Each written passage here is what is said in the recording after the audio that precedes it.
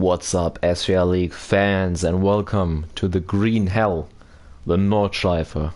Today we are here for round 4 of the SRL League International GT3 Season 4, round 5. And today we will be racing at the Nürburgring Nordschleife 2.4 hours, so our equivalent to the 24 hours of Nürburgring. I'm really excited for this race because this is really such a unique racetrack, such a challenging racetrack. And you can already see we have a few of our drivers joining the lobby. I will go through the driver grid in a minute, but first of all I need a little bit of time to set up the stream probably, so give me around 3 or 4 minutes and I'll be right back.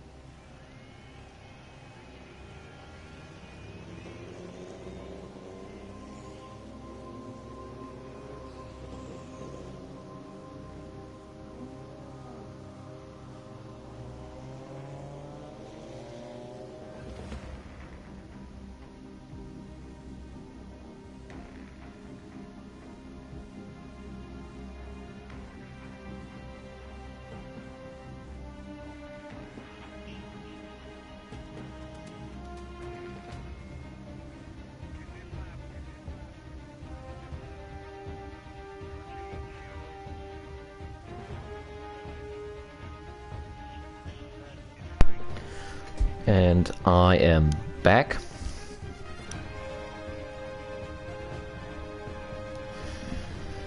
So if you've been following this series, you obviously probably have realized that we got a really tight championship fight on our hands between Logan Orand and our championship leader Max Mulder. And with this being the penultimate round of the season and Max Mulder leading the championship by a point, theoretically he could clinch the title today. Of course it's not really likely, but mathematically, if Logan Orand does not score today and Max Mulder takes the win, Max Mulder will be your SRL International GT3 Season 4 champion. That would be his second championship in a row. Obviously he's our reigning champion from last season, also for the Audi team. So we're waiting for the last few drivers to join in. We're still missing Lance LeBron, Tim Vantik as well.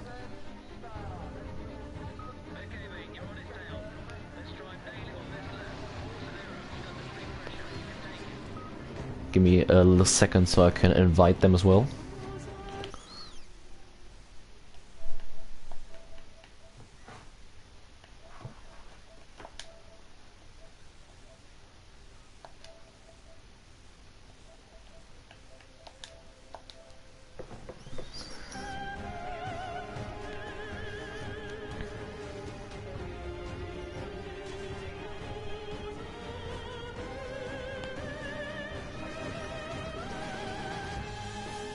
So for the format, we will have a quick 15-minute qualifying session, so the standard format, obviously with the Nürburgring Nordschleife being such a long track, this will be a really unique experience for the drivers, because 15-minute qualifying session means that the drivers will only have one shot, so only one lap of qualifying for the drivers. Will be very interesting to see how that plays out.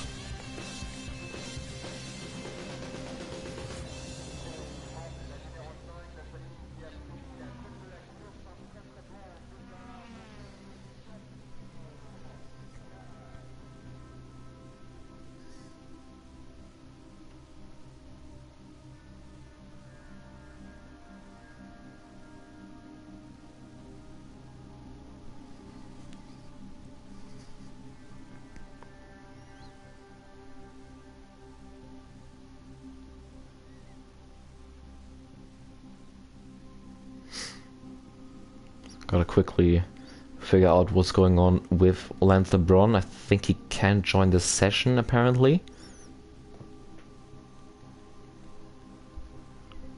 Just gotta hold on for a couple more minutes until we start in the qualifying session.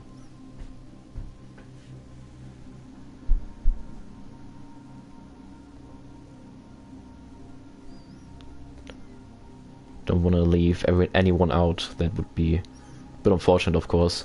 I mean, practice goes into these races, and these drivers are really looking forward to win. Not only to win, but also, of course, to race in this event. Would be Lance LeBron's first start of the season. Obviously, the American being our SRL League F1 commentator, so he's the voice you can hear on other Saturdays. For example, next week when we are back at Mexico.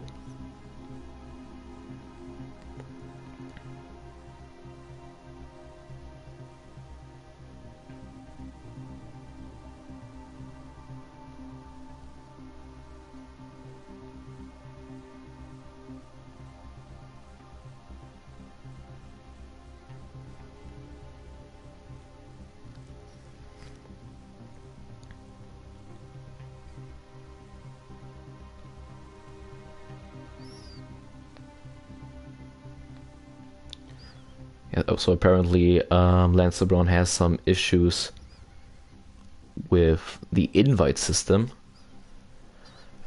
We'll give him a couple more minutes, but then we have to start into the qualifying session.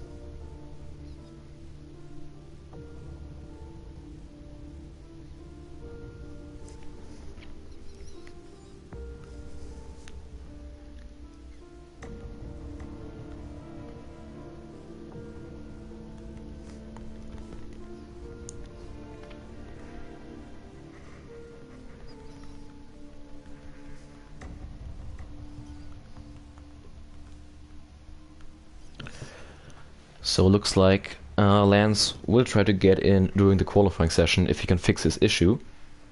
So fingers crossed that the American can fix the issues he's having currently with his PlayStation 5 and get into the session, because it would be a great shame to not have the American on the grid. Of course, Lance Brown. Yeah, rarely we see Lance really racing nowadays, so it would be really cool to see him back on the racetrack. I think the last time we saw him race was at Le Mans, I think.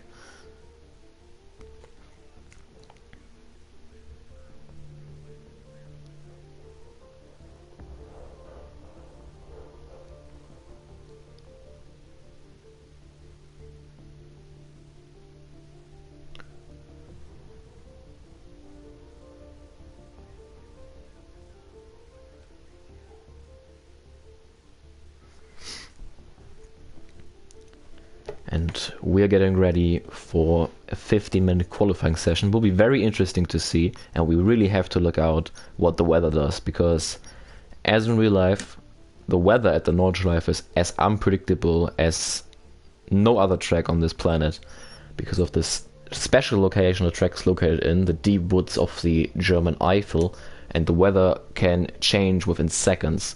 And you sometimes have rain on one part of the track, the next part it's dry, suddenly you get hail, sometimes it's snowing. It's really, really crazy, really, what's going on this racetrack. And if you have followed this series so far this season, we've had some crazy weather conditions so far this year, so it would really not surprise me if we're looking at another crazy weather race today. Not for the qualifying session.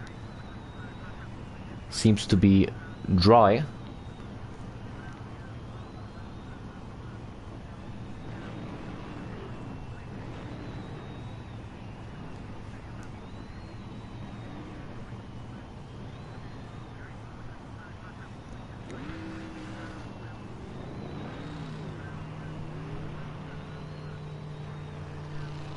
And exiting the pits in the beautiful Bentley Continental GT is Harley Collins. Harley Collins, a new face, making his SRL League GT3 debut here today. He joined SRL last week, made his SRL League debut at the Singapore Grand Prix in the F1 series. Unfortunately ended up with a DNF that race. But yeah, his first outing in the GT cars here today, and really good to have the Briton on the racetrack. Talking about Britons, right behind him, Cameron Weston-Edwards in his yellow Mercedes. He missed last time out. The last GT3 race, Cameron Weston-Edwards unfortunately missed. His last race actually was Daytona, so it's been quite a while since we've seen Cameron Weston-Edwards on the racetrack. But if I remember correctly, at Daytona, he was really competitive actually and finished up in P4 just off the podium. And obviously with Daytona and this Nürburgring race being the longest races of the season, 2.4 hour races, he already has some good experience and showed that he can perform in these endurance races. So it will be interesting to see how the Briton performs today, as we see Harley Collins going off the racetrack here on his outlap. Of course, it's going to be a really long outlap, so we have a lot of time to kill until these drivers go on their flying laps. Dion Starr already has picked up a one-place grid penalty, as we have lost someone. Not surprising at all. That is Project Cars 2 for you. Dion Starr has picked up a one-place grid penalty. I imagine that was for speeding in the pit lane, I think.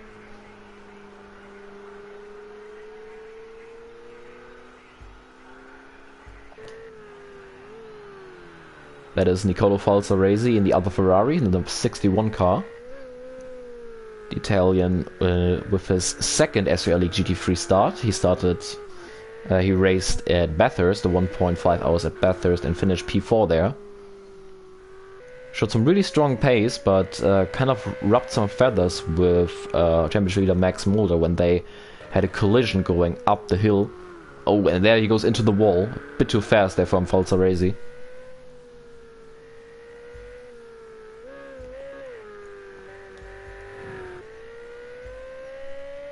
But let's pay some attention to the championship battle. Max Mulder just exiting the pits.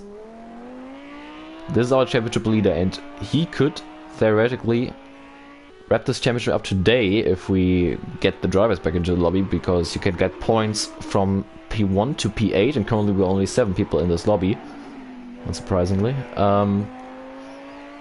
But yeah, Max Molder leading the championship by just 1 point over the American Logan Allround in the Ferrari. Allround being our championship leader in the F1 championship. By quite a margin, actually. He can wrap up the championship over there next week at Mexico. His championship rival Tim Bentic, of course, being over 60 points behind him. Tim Bentic not here today for some reason.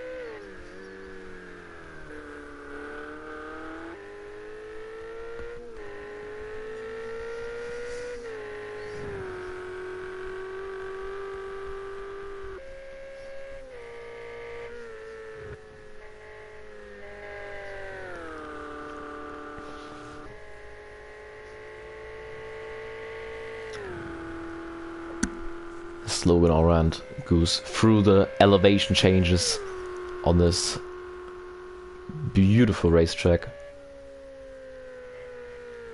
I wonder if the drivers will take it a little bit easy there on the out laps, because they really can only do 1 lap. So you imagine that, oh, we got Josh Gates back in the session, that's why it lagged a little bit there. Josh Gates just rejoined the session. He was the one that disconnected earlier, but with him joining, of course, we lose someone else.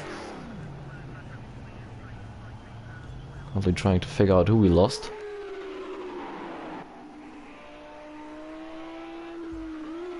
That was Cameron Weston Edwards.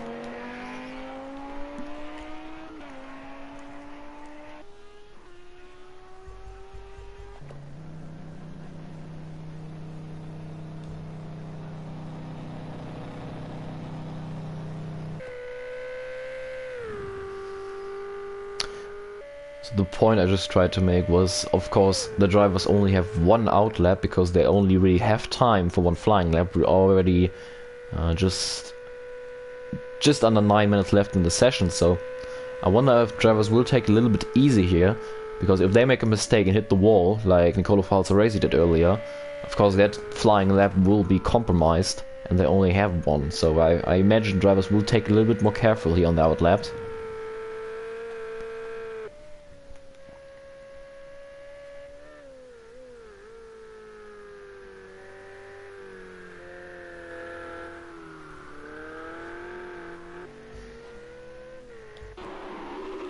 That is Nick van Gelder.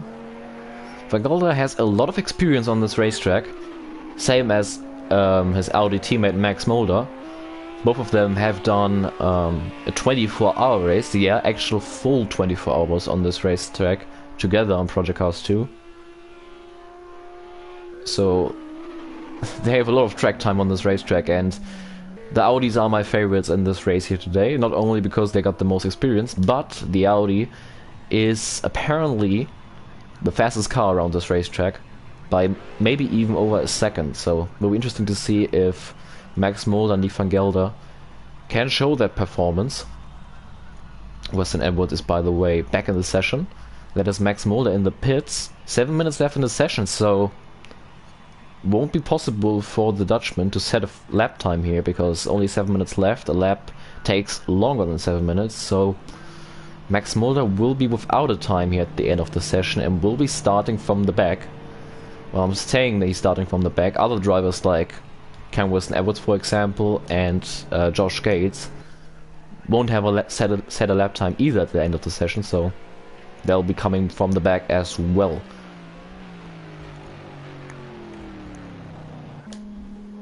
Van Gelder making his way through the carousel. This bang corner Really interesting concept. It's really, really bumpy because on the inside, on the banking, you have a concrete surface that is really worn out and really old.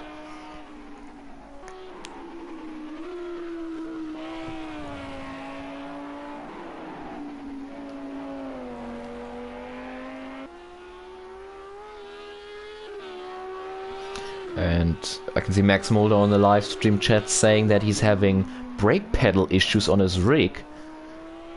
So he can't brake harder than about 40%, he says. So early drama for a championship leader, Max Mulder. And on the Nürburgring Nordschleife in a 2.4-hour race, something you definitely don't need is a brake problem. So Mulder has just over 5 minutes left to try and possibly fix this issue on his rig. But if he can't do that in time, the Dutchman will have a bit of an issue here. Definitely a story we have to keep an eye on throughout the remainder of this event, as Nick van Gelder goes just onto the grass, touches the wall a little bit. He's probably testing out the car a little bit here, but for my feeling he's pushing it a little bit too much here on his outlap. He should probably preserve his car a little bit for the flying lap.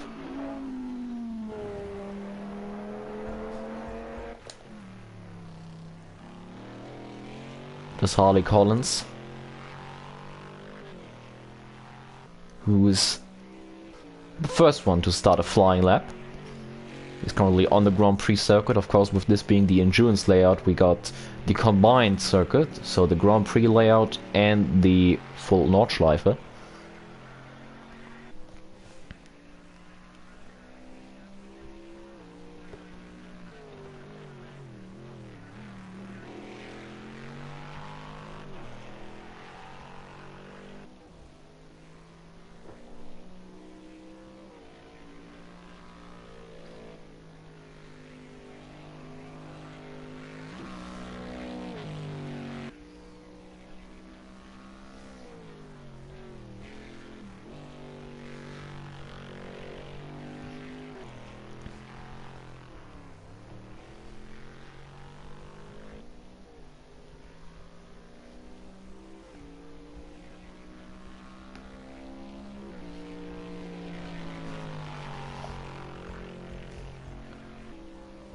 So let's hop on board with Harley Collins, the debutant here today, making his way through the endurance version of the chicane.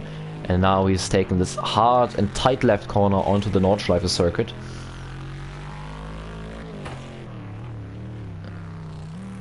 Downhill braking. And Harley Collins really only needs to finish this lap and put a time on the board, because there's so many drivers without a lap time in this session. I mean, if Collins just finishes this lap, puts on a reasonable lap time at least, he's really starting top 5 for sure. If not even higher, possibly.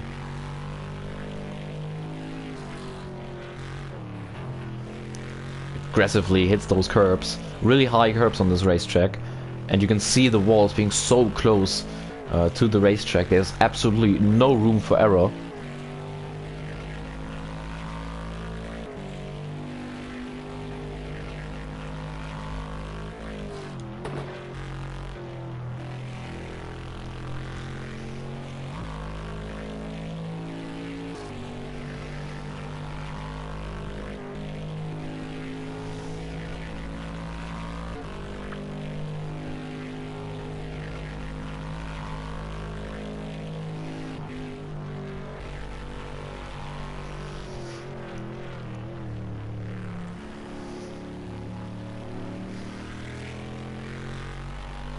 As he goes into this beautiful section, the Fuchsröhre, you go downhill, high speed. Got these few kings, they are easy flat in those massive GT3 cars, which they produce a lot of downforce. Then you go up the hill again. A lot of G-forces on your body and no room for error, as these arm coat barriers are so close to the racetrack. This is really just... it's a bit like a very, very long version of Monaco. Because you got... it's really tight, you got no room for errors. Of course, you got a little bit of grass on the outside, but I mean, you're just gonna slide over that into the wall if you make a mistake. As Harley Collins goes on the grass there, keeps it in a straight line though.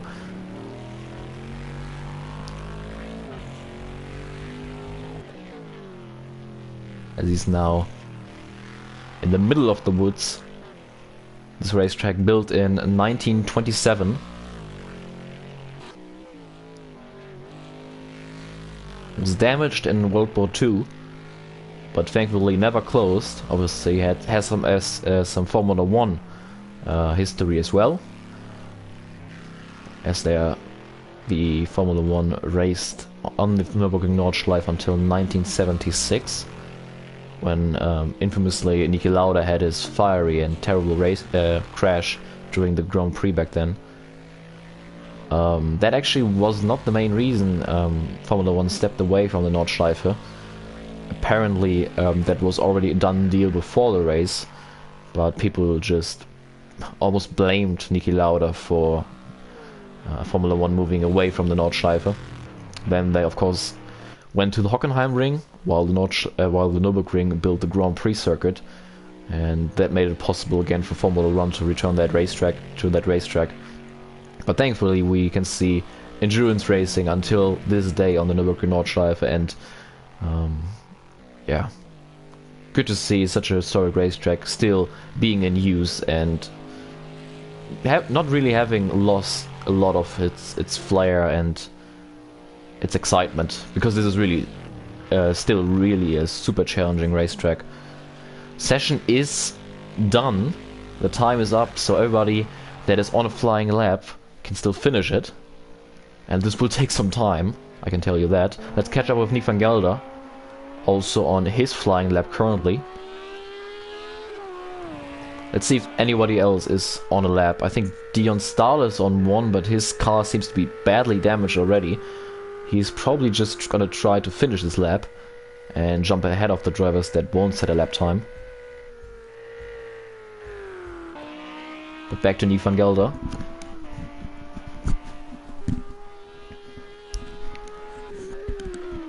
The Dutchman.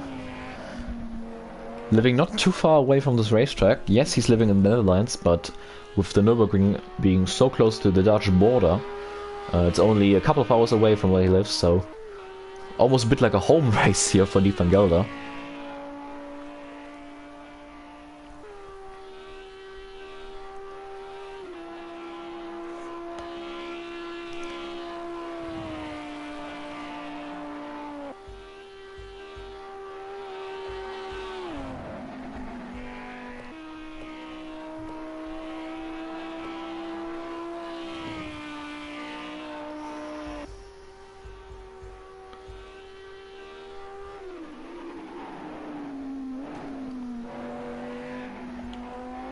Back to Harley Collins. With this little jump here. Back in the day there used to be a lot more jumps, the track being a lot more, has been evened out over the years, obviously trying to make the track a little safer, but you've still got a few areas where you can catch some air if you hit these little bumps and elevation changes. Gotta be really careful, because obviously if you have the tires in the air, there's no way you can brake or steer. This is something drivers have to look out for as he makes his way through the second bank corner here. He's approaching the final few corners of the Nordschleife, and then you got the long Döttinger Höhe straight.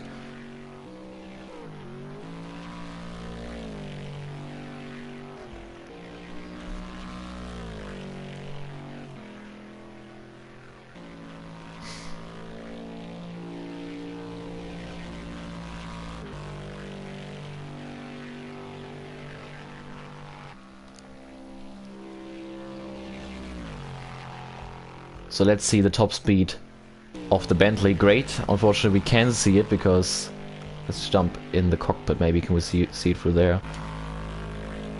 It's blocked unfortunately by the menu. We should be comparing the top speed. 261 I just saw. I think I just saw 261 there from Harley Collins in the Bentley. as he's making his way through the final corner. And he is going to complete this lap, and just by completing this lap he will bump his way up to first place. There we go. What can Nick van Gelder do? Logan Oran currently on the Göttinger Höhe, so he will be the next car to complete the flying lap.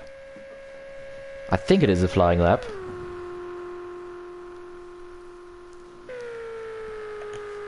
Let's go into the cockpit with Oran to see what he's doing. I just can't see the top speed, unfortunately. The view is a bit blocked by the menu. And no chance. Very heartbreaking for this left-right chicane. Car gets really loose there on the exit. And Logan Oran, P2 in the championship, goes provisional pole, 21 seconds quicker than Hardy Collins.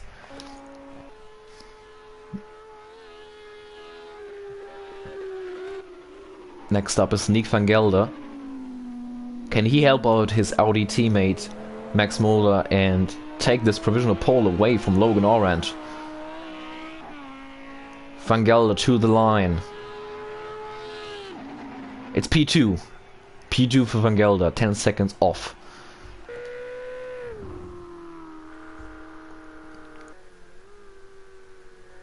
This is Dion Stahl, who is just, I think, nursing his car around the racetrack, trying to set a lap time. Because, I mean, let's be honest, it won't be really competitive. His car is badly damaged.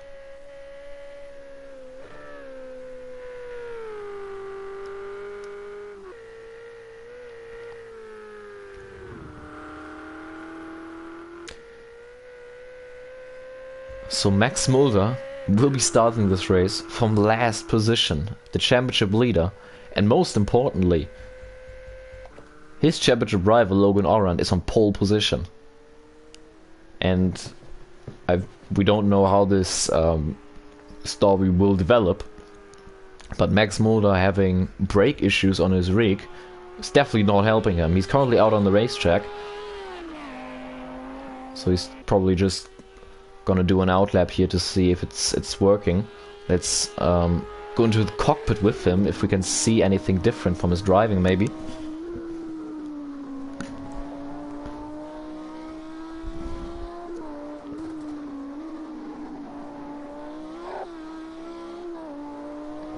Let's see if we can check his brake pressures here on the right hand side. The red bar, of course, being brakes. He's braking here in top speed just to see if he got any brake pressure on his pedal. Oh, look at this. You can see the left bar. It should be immediate if you completely press down the brake, but it's just like if he brakes, it's just slowly building up. I think he needs a lot of force to get the amount of brake pressure he wants to. So definitely an issue for Max Mulder that will compromise his performance here today. You can see the red bar is just building up, and I imagine he's probably braking really hard to even get to full brake performance. So Max Mulder, championship leader, is having some brake issues here, and we will have to see how he performs in this race. This is an endurance race, so it really matters to just keep your nose clean. But performance-wise, this is a massive blow for Max Mulder and his championship hopes, of course. I mean, he's the championship leader, but only by a single point, and Logan Oran, his championship rival, is starting from pole.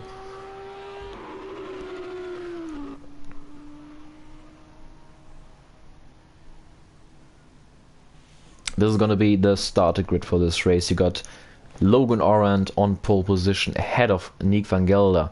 Then it is debutant Harley Collins in third place with the Bentley. Then it's Dion Stahl in P4 in qualifying. He'll start P5 with a 1 place grid penalty. Then it's going to be 4th place for Cameron Edwards. 6th will be Josh Gates in the single McLaren. Then will be Italian Nicolo Falzaresi, and with brake pedal issues on his rig, championship leader Max Mulder will be bringing up the rear on the starting grid. And this is what I meant. We got rain. So typical Nordschleife conditions for the start of this race. We've lost Nicola Falzaresi, of course we have. Because Project Cars 2 just disconnects anyone really. So will only be 7 drivers on the grid.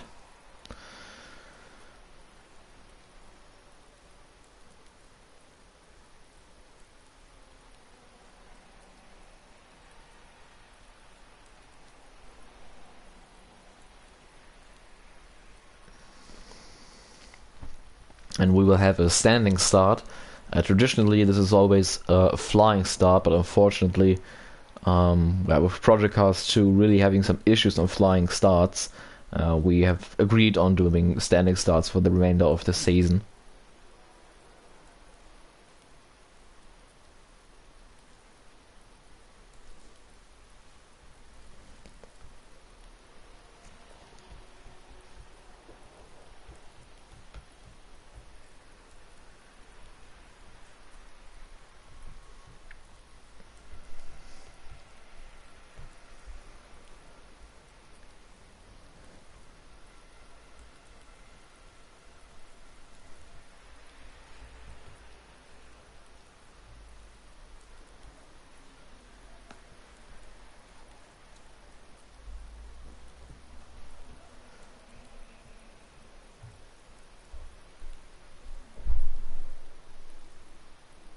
As the drivers are making some final changes to their race strategy, that's what we're waiting for currently. And there we go. So in the heavy rain here at the Nordschleife, we will be racing for 2.4 hours, and away we go. And it's a terrible start from Harley Collins. He just bogged down. There was some contact made with Max Mulder in the back, who's starting from last place. He's already up to P4. You can barely see the cars because of all the fog.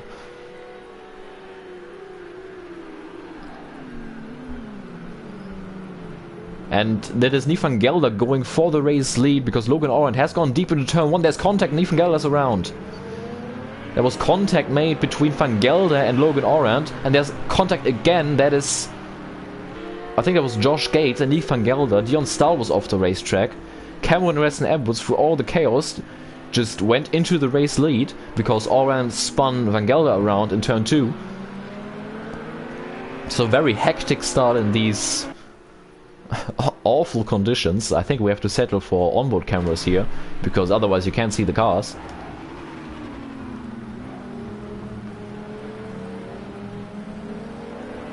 So this is Orange, who's dropped down to P4. I think Josh Gates has got some damage, unfortunately.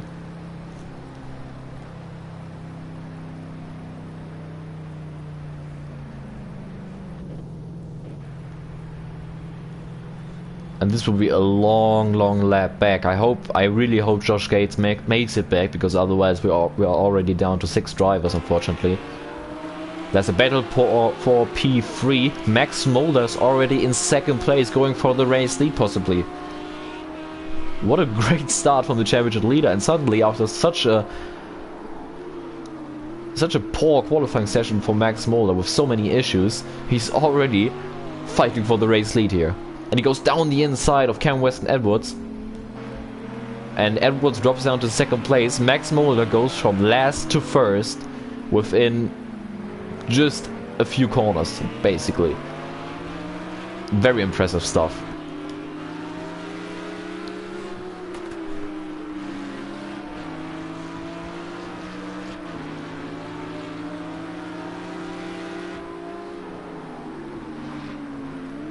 Whoa, really close moment there. Max Mulder almost hitting the back of Weston Edwards.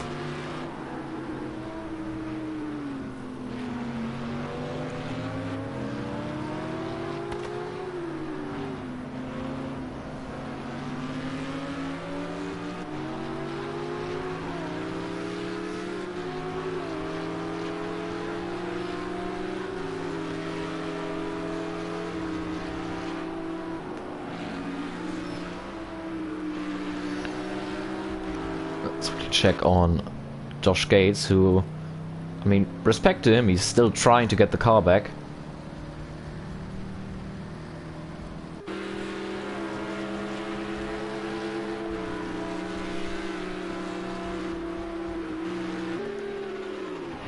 So this is a three-car battle here for second position between Weston Edwards and the Mercedes. Then it is Van Gelder. Weston Edwards is in the gravel. And he drops down to 4th place. Logan Oran goes up to 3rd.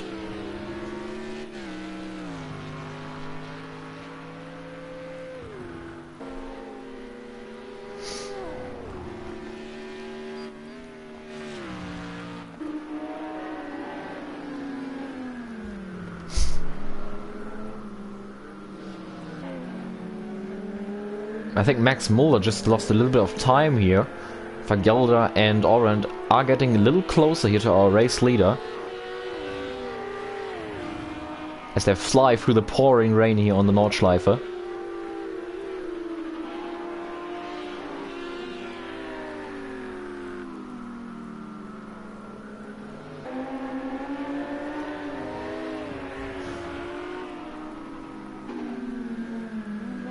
And we've lost Harley Collins, of course. We've lost Josh Gates. We're down to 5 drivers on the first lap. And we're down to 4 drivers. 3 drivers, 2 drivers.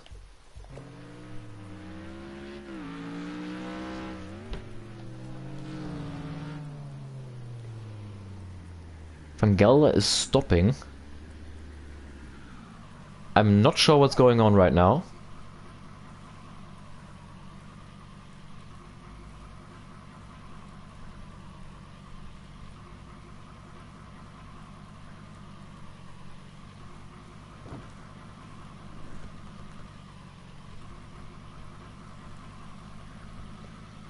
Quickly have to talk to the drivers what's going on here.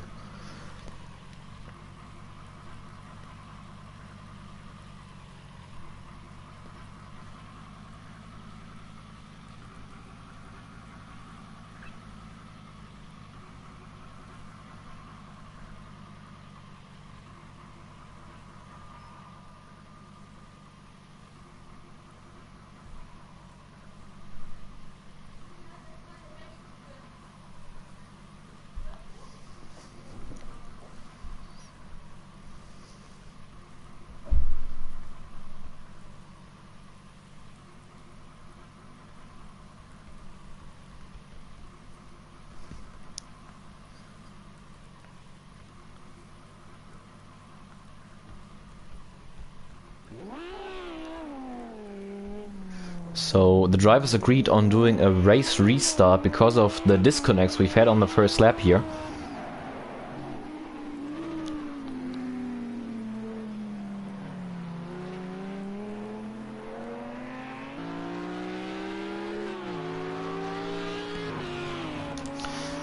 So you're going to do a restart of this race, unfortunately, because obviously we had a few technical difficulties here on the race start, with Lance LeBron not being able to join the session, Nicolo Falzaresi disconnecting.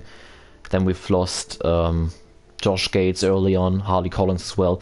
So the drivers agreed on restarting this race.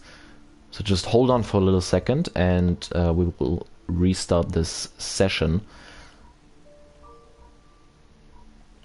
Not the perfect situation, but we gotta make the best out of it.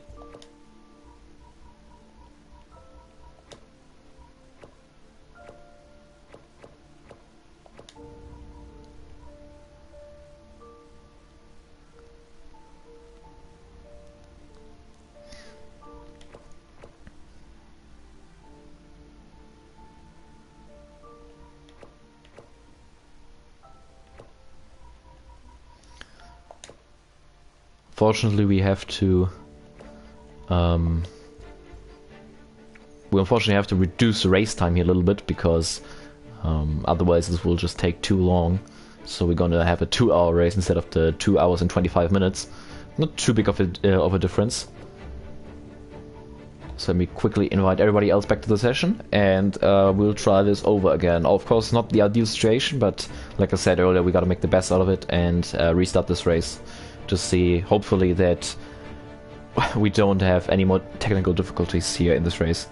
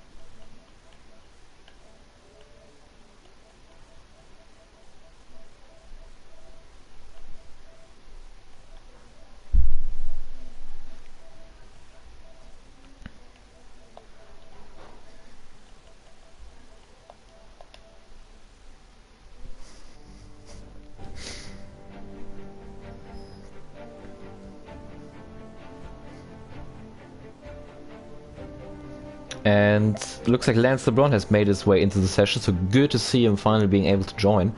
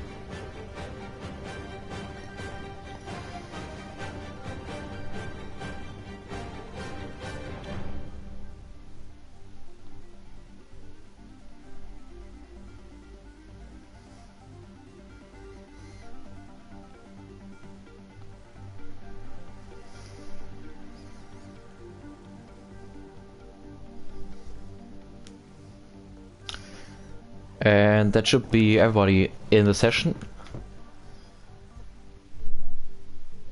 Ah, there's Van Gelder.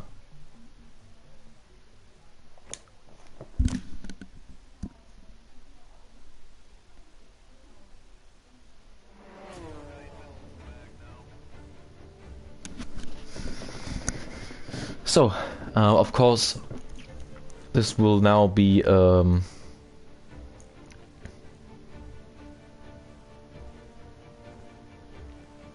of course, now with no qualifying session, this will be a random grid, but of course this is a very long endurance race, so qualifying does not matter that much. Yeah, like I said, we gotta make the best out of it. Had to restart the session. We got more drivers on the grid now.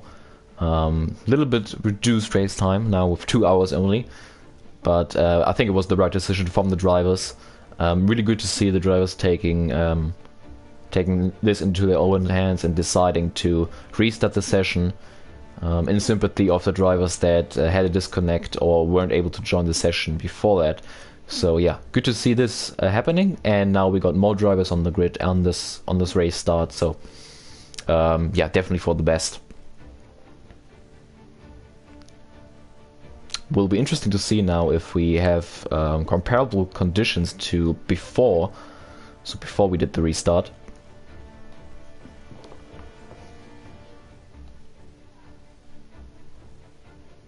Because before, of course, the conditions were absolutely terrible, so let's see. I'm really interested to see what's happening. And with more drivers on the grid now, we are above 8 drivers. Obviously, I said earlier, you get points from 1st to 8th. It's raining again. Okay. You have points from 1st to 8th place, which means now it could happen again that Max Moeller possibly wins this championship here today if Logan Orand goes scoreless or only scores 1 point, because Max Moeller leads the championship by a single point with only 1 race to go in 2 weeks at Fuji after this round.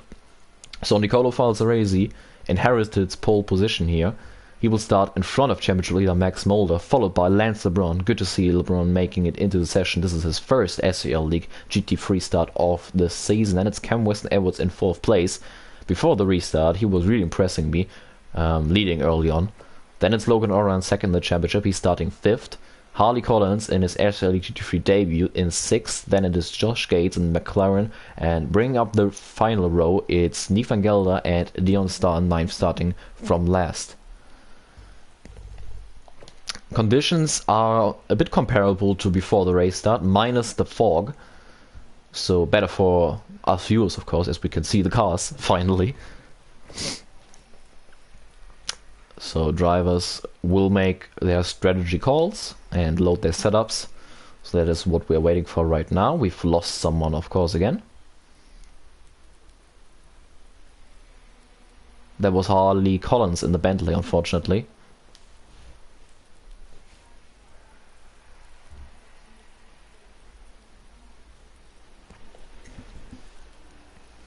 I can assure you that this is going to be the one and only restart. We're not going to restart this again. We're just going to take it how it goes. If we have disconnects again, so be it. It's unfortunate, but there's nothing really we can do about it. It's a problem with the game, apparently. But here we go.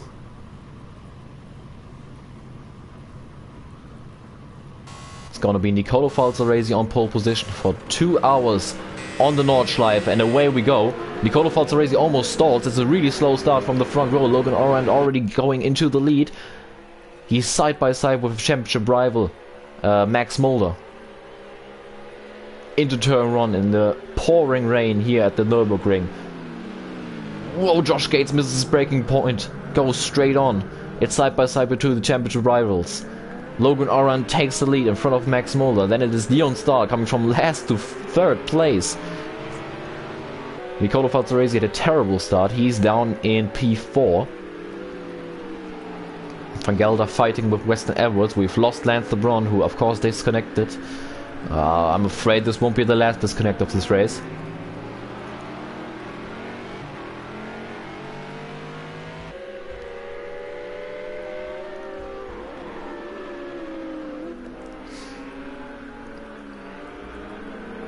Bumper to bumper. Logan Oran followed very closely by Max Mulder, who I think might have fixed his brake issues from qualifying, because he seems to be on the pace. He's right on the back of Logan Oran. I think he has to make the move here soon. He goes down the inside of Oran. It's crucial for Mulder to make this move as early as possible, because it's really difficult to overtake on the Nordschleife. You have to make your moves on the Grand Prix circuit, really, and apart from that, you just have to wait for mistakes from other drivers.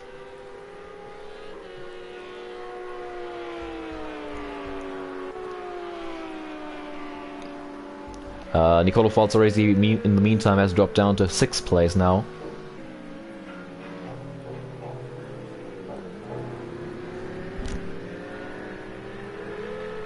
And that was, I think, Dion Starr.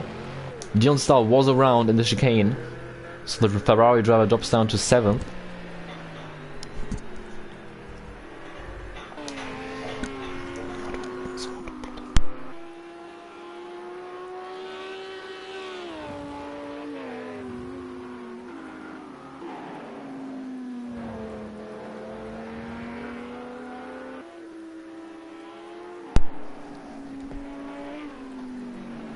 Mulder has gapped Logan Oran by just over a second already, and then there's a huge gap behind them. Van Gelder is 4 seconds behind 2nd place Logan Oran currently. He's closely followed by Weston-Edwards.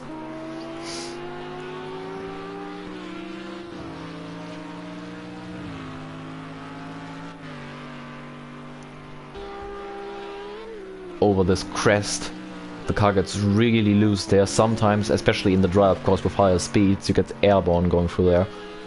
Really cool section of this racetrack, super high speed, as there are a lot of sections, of course, on the Nürburgring Nordschleife that are high speed.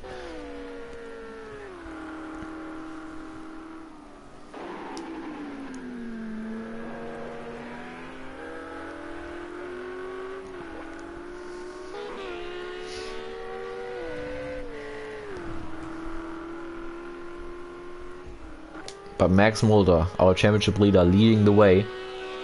They are in championship position right now. It's Mulder followed by Logan Orange, just like the standings.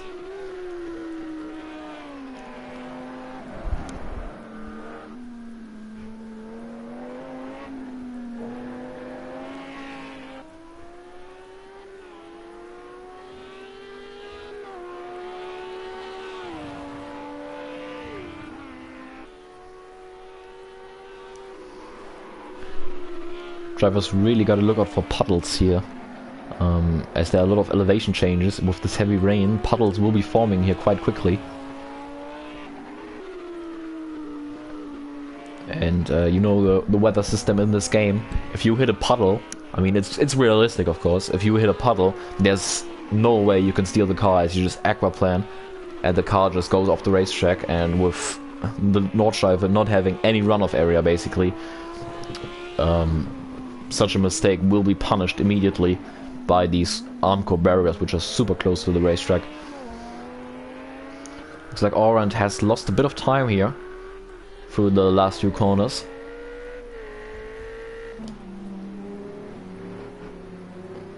And Weston Edwards and Van Gelder seem to be continuing their battle, which they started before the race, before the restart.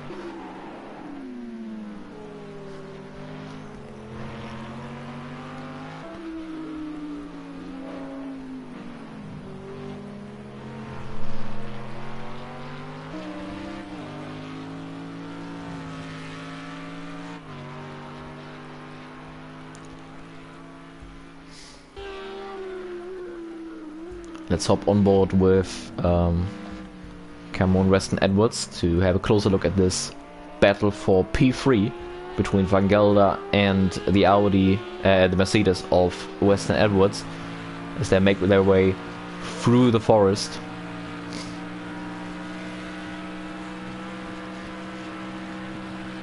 In the dry, this is flat out. Of course, now in the wet, you have to brake and be really tipsy and careful on the throttle. The track seems to be super wet.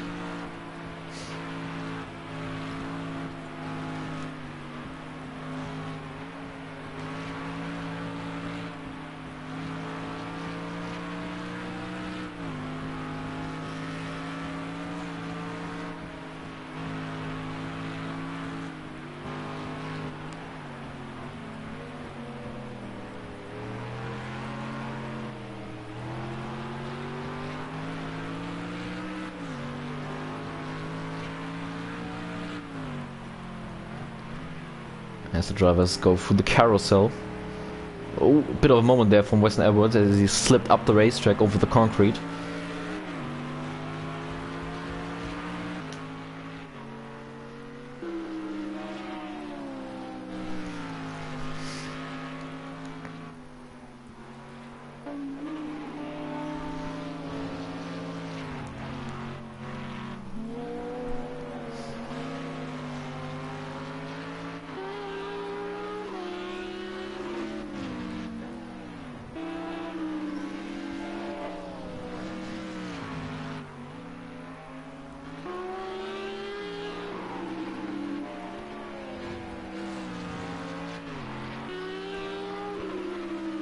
Of course, with this race now not going the full distance because of the restart we did, this race will finish in the morning hours, in-game of course that is, so around 7 o'clock I think, so just after night time. Of course going a full 24-hour cycle. But now, of course, with not doing 2.4 hours, 2 hours instead, we just short of a full 24-hour game cycle.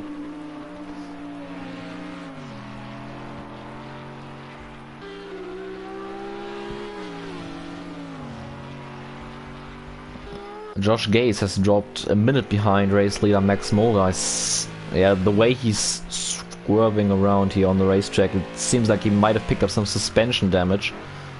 He's really struggling with his car. He's just trying to make his way back to the pits and get some repairs done on his McLaren. Valsaresi is about half a minute in front of him. He also has some damage on the Ferrari. As you can see, he's really struggling with his car. He's going around into the wall. So the Italian stay not going the way he wanted to so early on in this race. Mulder has stretched out his lead over Oran by another 2 seconds, so he's now leading by 4 seconds. He's losing some time here on the straight as the Ferrari has more straight line speed than the Audi. Will be interesting to see by how much, really. So looks like it's costing Max Mulder half a second, over half a second here. Very interesting, something you might have to keep an eye on throughout the remainder of this race, especially if these two are maybe even fighting for position. As the drivers are coming to the line, completing the first lap. Oh, big moment there from Cameron Wilson-Abbott's under braking. Almost lost his Mercedes.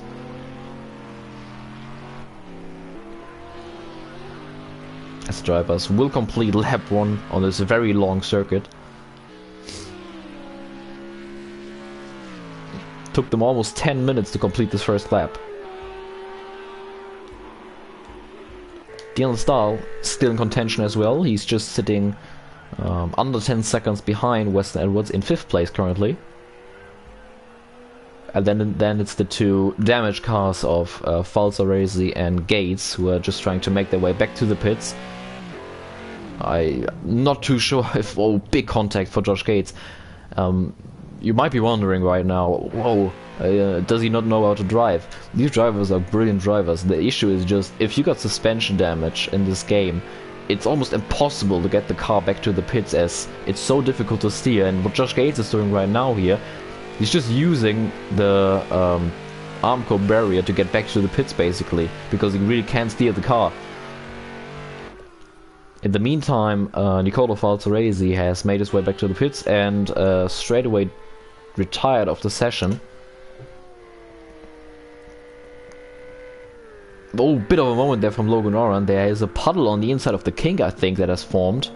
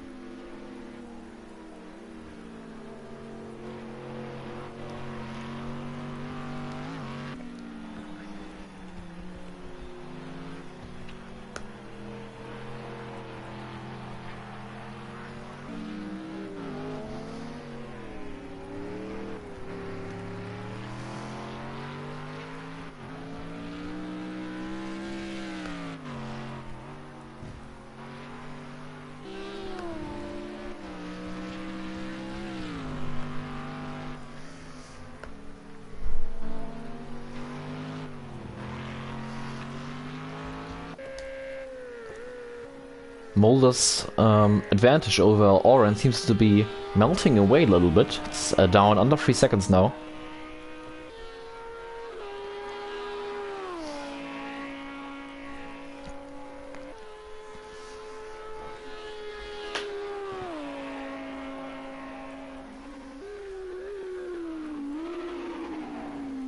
And we've now lost Josh Gates, so we're down to 5 drivers, as Josh Gates is also retired in the pits.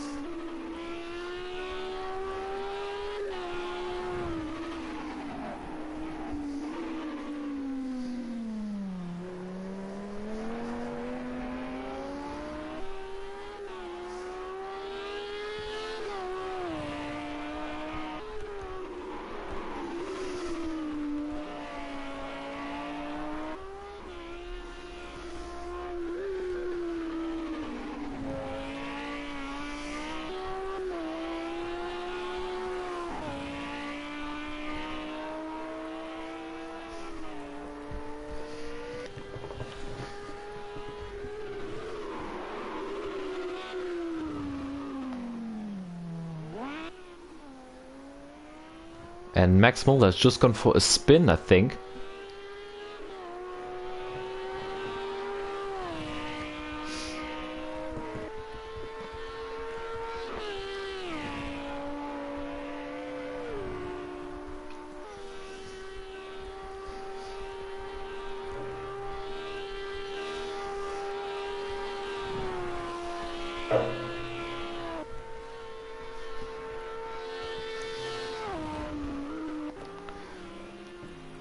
Weston Edwards has dropped a bit. Yeah, he's dropped 3 seconds behind Van Gelder now.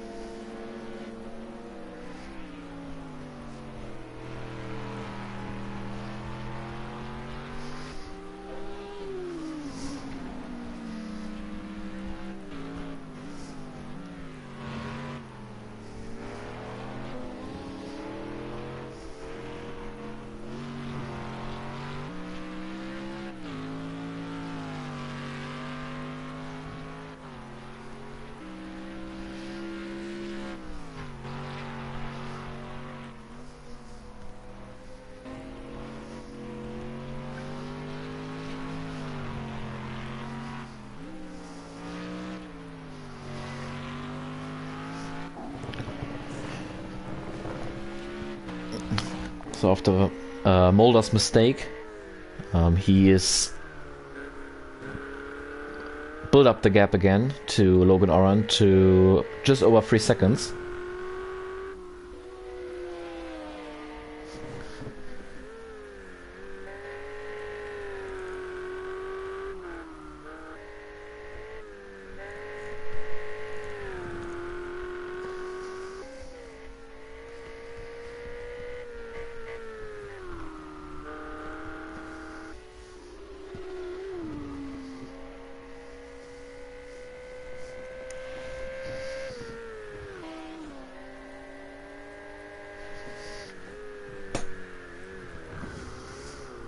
Whoa, big contact there for Logan Oran as he goes into the wall.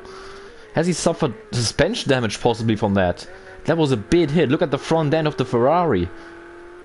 Oh, what drama for the American. Was this just a moment where Logan Oran possibly has thrown away this championship?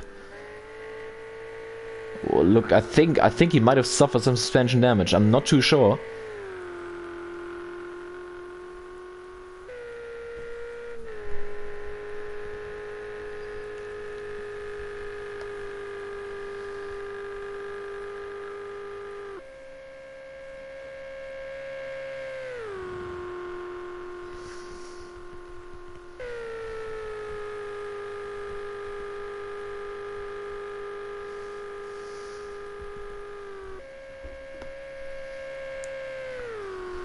I mean, he's currently on the judging area, so he's just coming to the end of this lap. We have to see if Logan Oran has to go into the pits for repairs. That would be a massive blow to his chances of winning this race and taking points away from championship leader Max Mulder.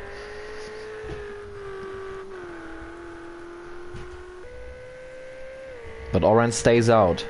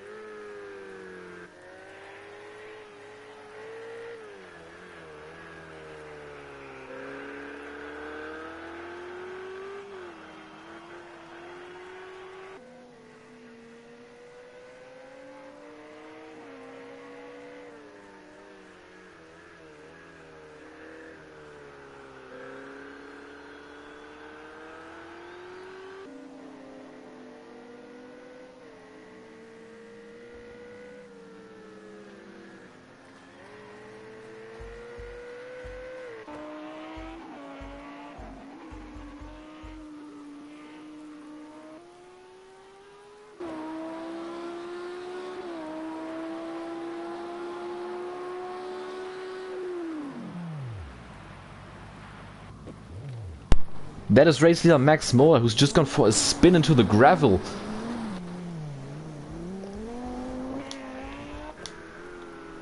And Logan Orant is off the track as well. This kink is really catching out drivers. There's a massive puddle on the inside of that kink, that high-speed kink. I'll show it when Van Gelder goes through that section. That has just caught out race leader Max Mulder and Logan Orant as well. Max Mulder got the shorter end of the stick though. He was in the gravel and lost his 6-second advantage. Van Gelder just keeps his distance from the inside of that corner. Let's see for what Cameron Edwards does. Oh, he just touches it a little bit. You saw the car stepping out there. But they keep it straight. But that was a really big error there by Max Mulder. He's lost his 6-second advantage over Logan Orant. And Logan Orant is back in striking distance.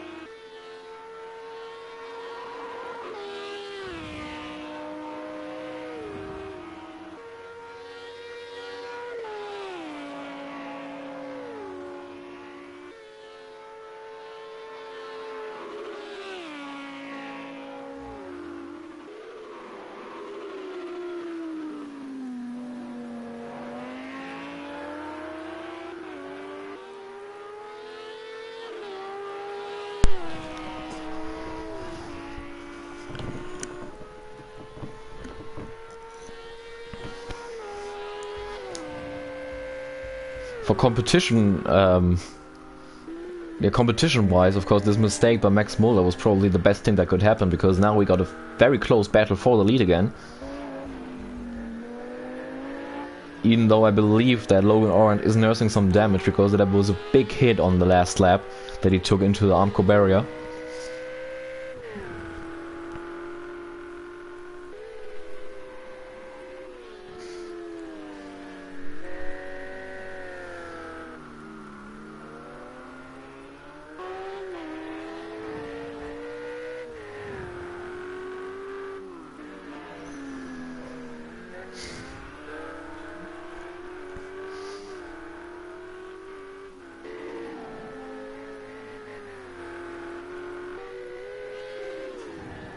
But still very impressive driving by both these drivers. They're going at a really rapid speed in this very poor conditions on a super challenging racetrack, of course. The Nordschleife, I mean, in the dry the Nordschleife is challenging enough, but these drivers are doing it in the wet with unpredictable conditions every single corner, with puddles forming, as we just saw Max Mulder being caught up by a puddle. These are some really treacherous conditions, and these two drivers, and I mean Van Gelder and Weston Edwards, of course, in 3rd and 4th, are doing a great job. Oh, and Max Mulder has gone off the racetrack and he's just lost the lead. Unfortunately, I missed what really happened there, but Max Mulder suddenly was slow. I imagine he was off the track, lost all his straight line speed there, and Logan Orant just flew past him. And now the American is the leader of this event.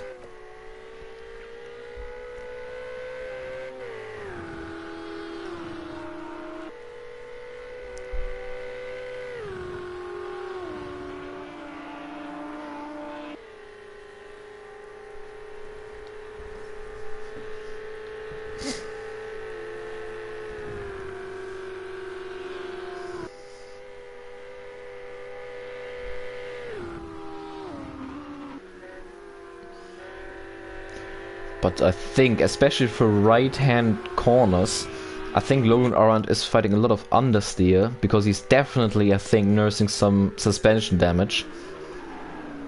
Understandably so. I mean, like I said earlier, that was really hard hit into the Armco barrier, but he decided to stay out, don't pit for repairs, to stay in contention for the lead here if Max Mulder makes a mistake. And I mean, just half a lap later, Max Mulder makes his mistake and Logan Orant is in the race lead. If he would have pitted for damage repairs, he would have a better handling car, but he would be in 4th place, half a minute behind Max Mulder.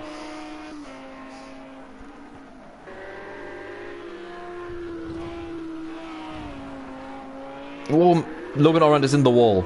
Logan Orange just lost the car, the rear end of his car, and hit the inside barrier. The car caught some air even. Max Mulder's back into the race lead. And now I think Logan Orange has some real issues. I think his Ferrari is now badly damaged. Let's hop on board. Oh yeah, look how he's moving around. Yeah, look at the steering wheel. The angle of the steering wheel. He can barely drive this car in a straight line. He has to turn for driving in a straight line. So Orange has definitely picked up some suspension damage. Oh, that is terrible news for his championship chances.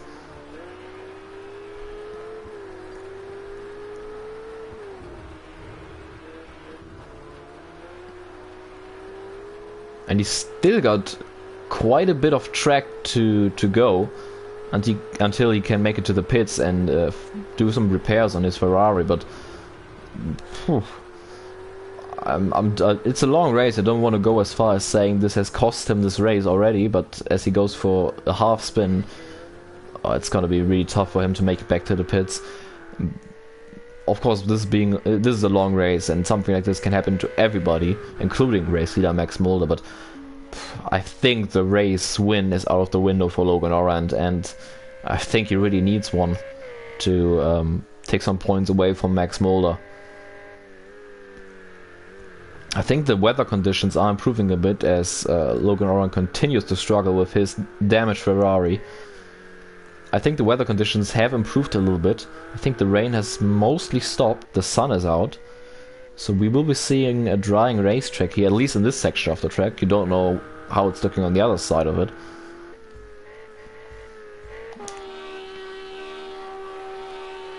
Look, here for example it's still raining on the Dottinger Höhe. But in the forest where we just were, there's no rain basically.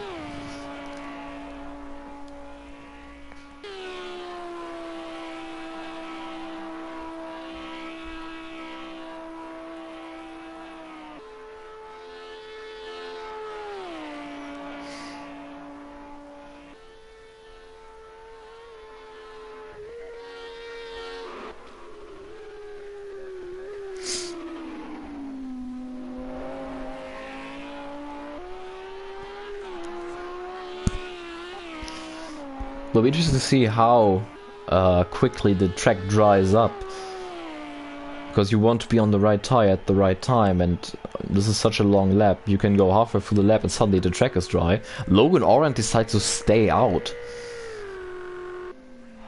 so he's probably just, I mean, he just wants to stay close to Max Mulder if he makes a mistake, I imagine, and he doesn't want to swallow that pill of taking a long repair pit stop. But I mean, his car is in a bad shape. I wonder if this was the correct call. But he has to take that gamble, really.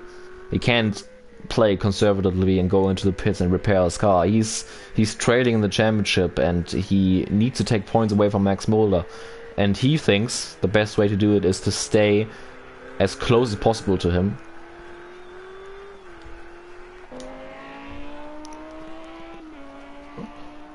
Van Gelder in third place has built a gap of 10 seconds over Weston Edwards, who is currently running fourth. Dion Stahl is the last running car, at least. We started off with 10 people, we're now down to 5 already after only 2.5 laps. Now Dion Stahl is running in 5th place. He had to make an early pit stop on lap 1 for repairs. He's trailing race leader Max Mulder by 2 minutes right now.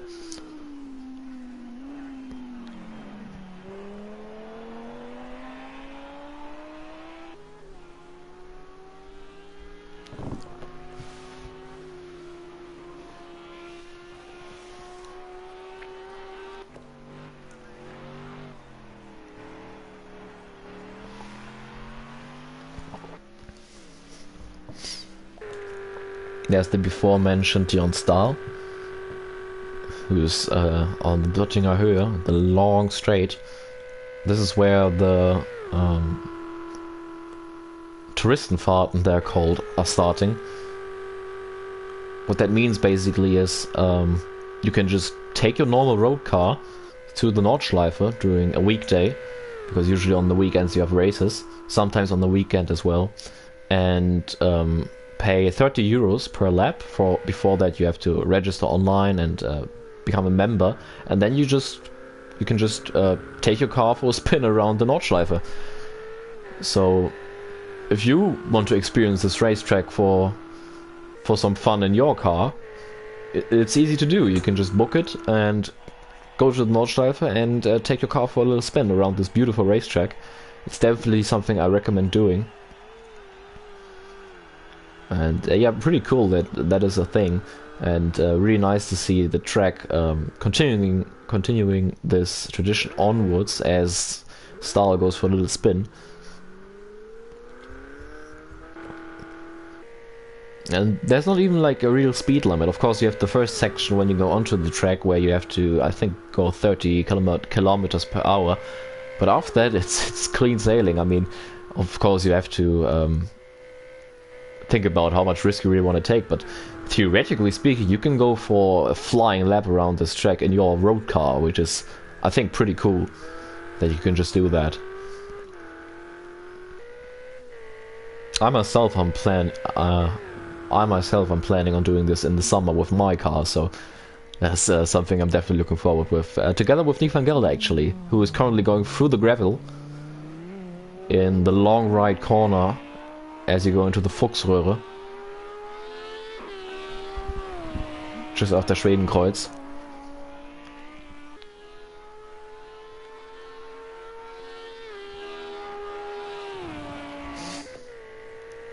Arendt now 12 seconds behind leader Max Moller. It's really damage limitation for Logan Arendt, no pun intended, with his damaged Ferrari.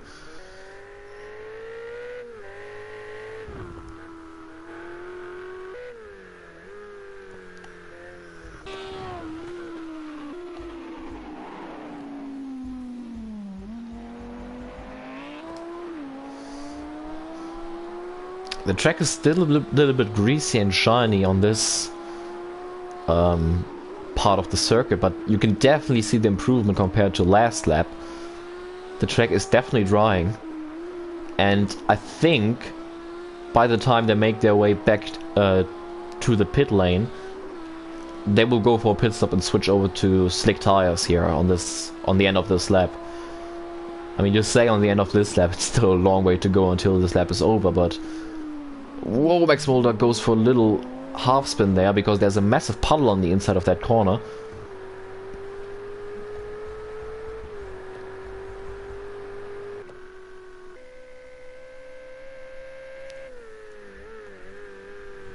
Oren goes around the puddle just to make sure he doesn't do the same mistake Max Mulder did there on the last lap.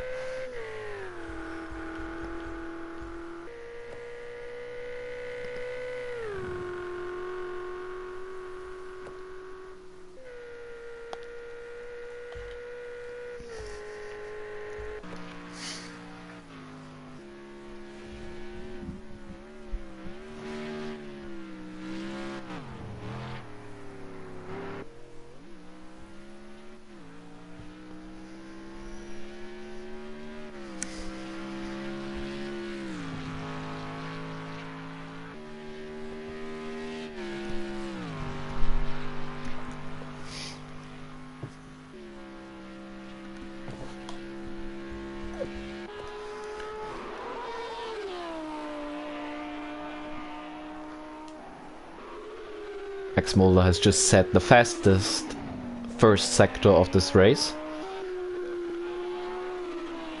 which is to be expected because the track conditions have improved massively from the start of this race.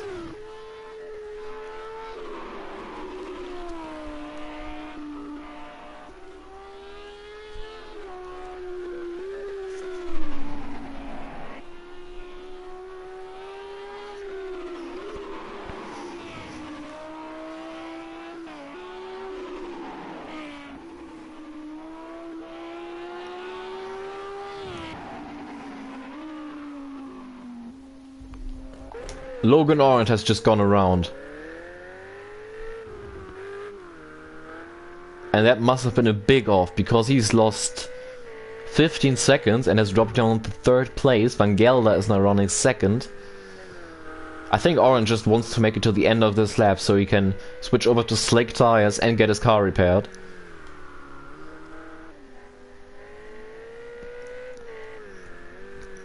But it will be interesting to see if after all this has cost them more time than it gained him time, because obviously with the damage that probably has caused this wreck, as well as he's constantly fighting his car around with the massive suspension damage he's taken.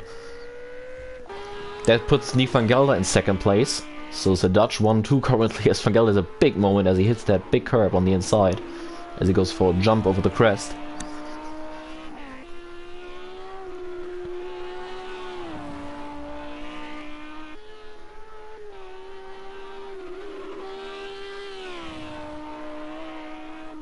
"26 seconds separating Max Mulder and Nick van Gelder.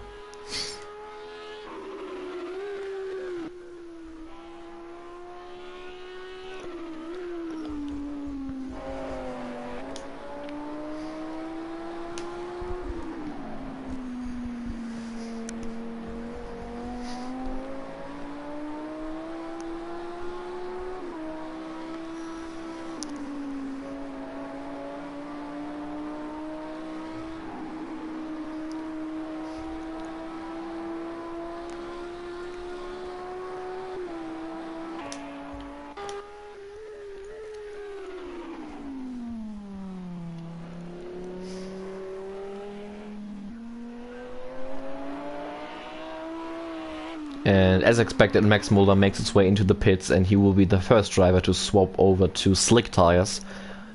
And I expect Nick van Gelder to do the same thing, as everybody will probably do. There's still a big parlay on on the pit lane entry.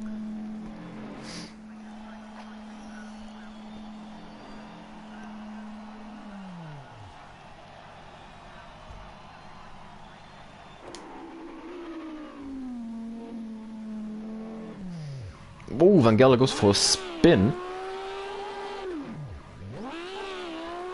And there's Logan Arendt coming around the final few corners of the lap. And I think both these drivers will head into the pits. Oh, very late braking there for the pit lane speeding line from Logan Arendt. I think these drivers probably struggled with overheating tires towards the end of this lap, as the track really was dry and you are on wet tires on a dry track, which really isn't ideal. That is Weston Edwards going into the pits as well. And now only Dion Stahl is left on wet tires, and he's currently still in the middle of the lap, so he's probably gonna make his way into the pits as well at the end of this. Mulder is back on the racetrack. Will be interesting to see how the gap between himself and Nick van Gelder has developed through this pit cycle.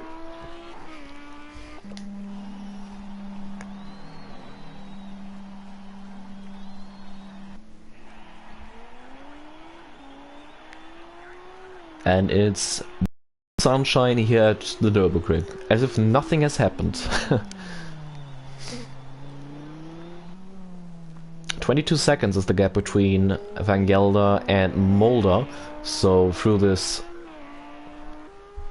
pit cycle, Van Gelder has gained 5 seconds, which is interesting because just remember what we just saw was Van Gelder take a little spin for the final corner, which definitely cost him at least, I'd say, 6-7 seconds. So Max Mulder having a bit of a longer pit stop here, possibly taking a bit more fuel than his fellow Audi driver Nick van Gelder.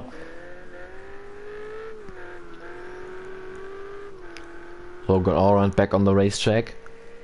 Aesthetically, his car of course is still quite damaged, but he just got his suspension fixed finally, and he is now trailing his championship rival Max Mulder by 45 seconds.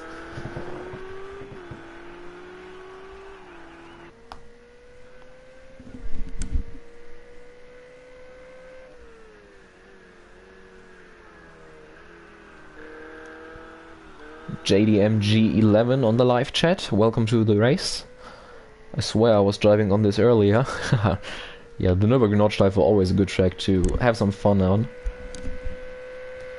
Really fun to just take whatever car you want onto this racetrack and just go for a lap. As whoa, Logan Oran goes off the track for a spin. I think he just caught a wet part. Might have even touched the curb on the entry of the corner. Has gone around. Reminiscent of Michael Schumacher and Sebastian Vettel in the 2011 German Grand Prix, if you remember that, when both of them went for a spin in that corner. And that has put Cam Weston-Edwards right into the fight for the podium here with Logan Oran.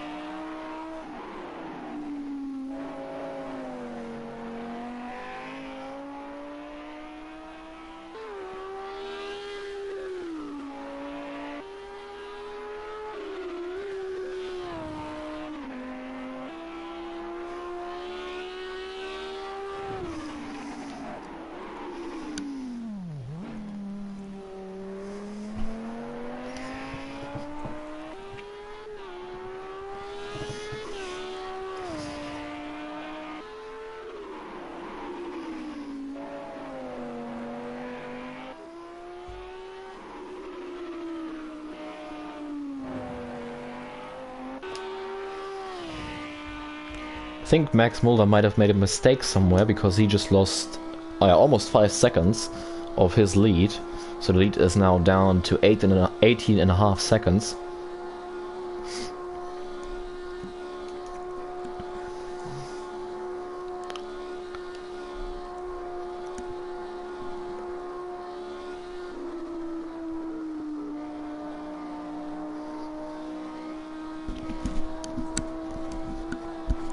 Max Mulder trying to win his 3rd race of the season.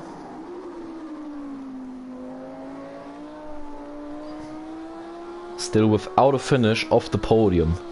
Really impressive and consistent season so far by Max Mulder, who was having a really good season in the F1 Championship as well. Unfortunately got suspended for the remainder of the season, having some controversies on and off the racetrack. He got suspended for the rest of the season. Still racing the GT3 series though, and I think Max Mulder has learned from the mistakes he's made in the past and has matured as a person and as a driver, I think. And happy to see him back for the next season in F1 again.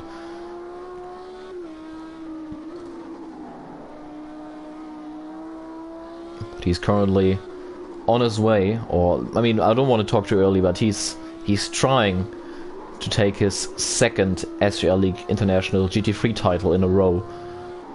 He's currently leading the championship by 1 point over Logan Oran, and as the looks of it, he's probably extending that lead going into the final round at Fuji in 2 weeks.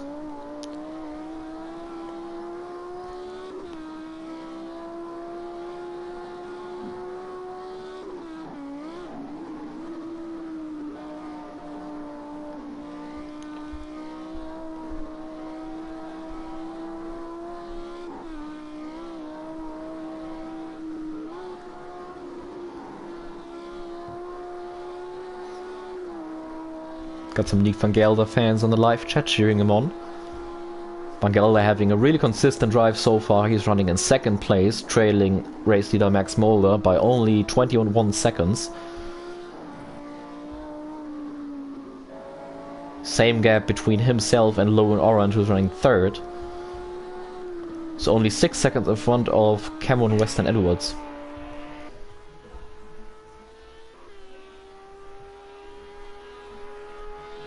And it's raining on this part of the racetrack again. I think I just saw some rain coming down.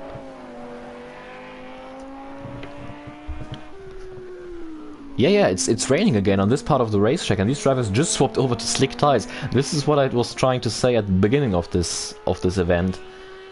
This is such a long racetrack in such a weird position, basically located in the middle of the woods, in the middle of the German Eifel, that the weather can change at any point into anything, really. And on the one part, for example, it's raining very hard. On the other side of the track, it's sunny. It's very possible, with this track being over 20 kilometers long.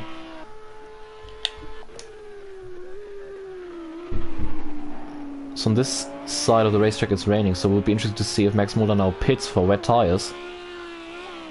No, he doesn't. He stays out. I think Nick van Gelder will do the same thing as well. Rain is not hard enough, so the track is still mostly dry as the sun was shining for the longest time. But there's definitely again a little mist coming down as these drivers are approaching the evening hours of this race, entering the night period, and this race will end in the morning hours around 7 or 8 o'clock, with this race of course not going the full distance after the early restart we had due to the technical difficulties.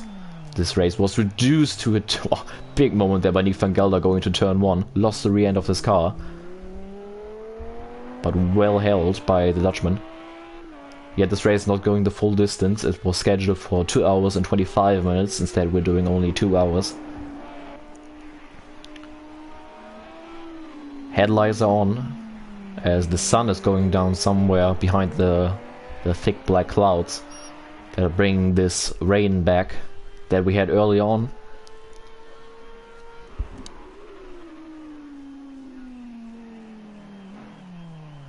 Well, another big moment there from Nick van Gelder. I think the track conditions are getting a bit worse here, and these drivers have just started this lap.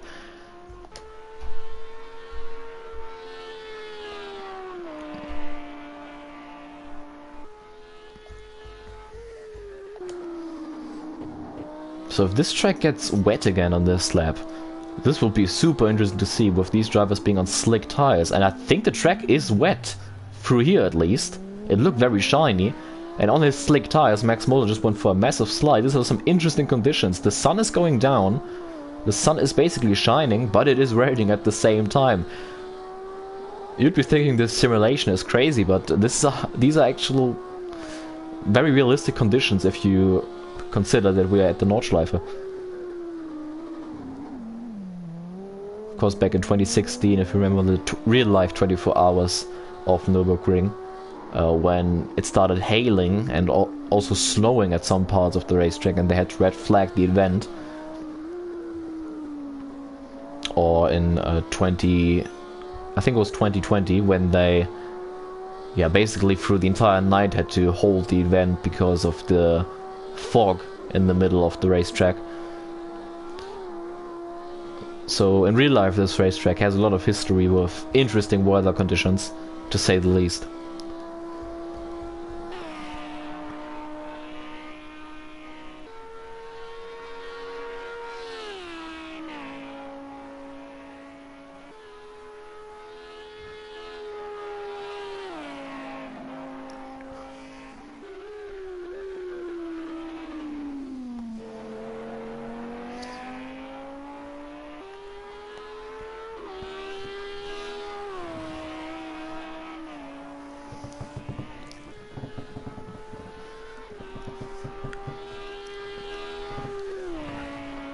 I think the conditions are still drivable, at least that's what it looks like from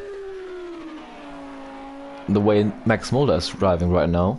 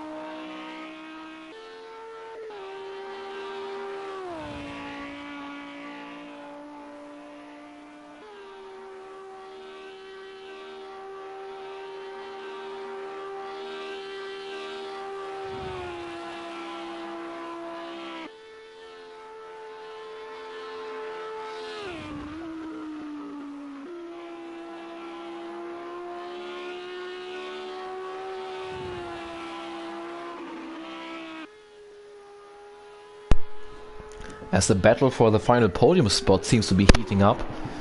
Cameron Weston Edwards has closed down the gap to Logan Orand. It's now down to only 2 seconds and Logan Orand goes into the wall. So the first victim of the rain that's coming down again. These drivers are on slick tires. I think this has caught most of the drivers a little bit off guard. I mean, they just swapped to slicks and now it's raining again.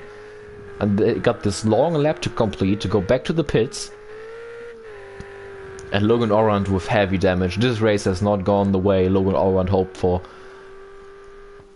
I mean, at the end of this, he will still have a mathematical chance of winning the championship at Fuji, but it's gonna be a tough task for him to do.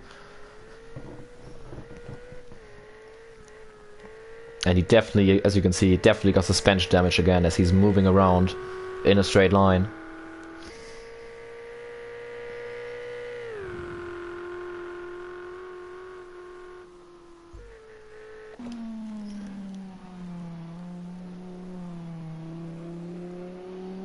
Van Gelder coming through the carousel.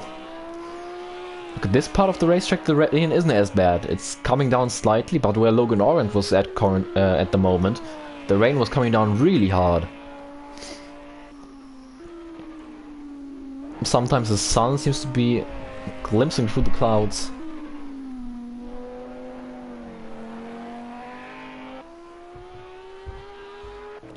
And Cameron Weston Edwards has taken over 3rd position. It's a good drive so far from the Briton. I mean, if you just think about it, that he hasn't raced in the GT3 series since Daytona, so that was back in November.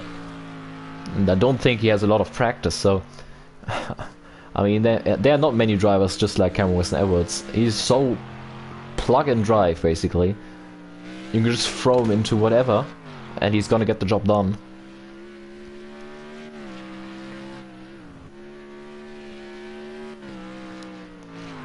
Finished 4th in the season opener at Daytona, and that was his last start in the GT3 Championship before today.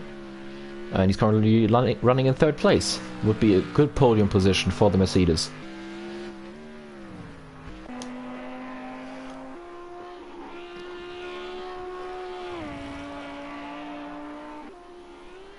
The gap between Van Gelder and Mulder has gone up to 42 seconds now. Van Gelder seemingly struggling a little bit in these conditions.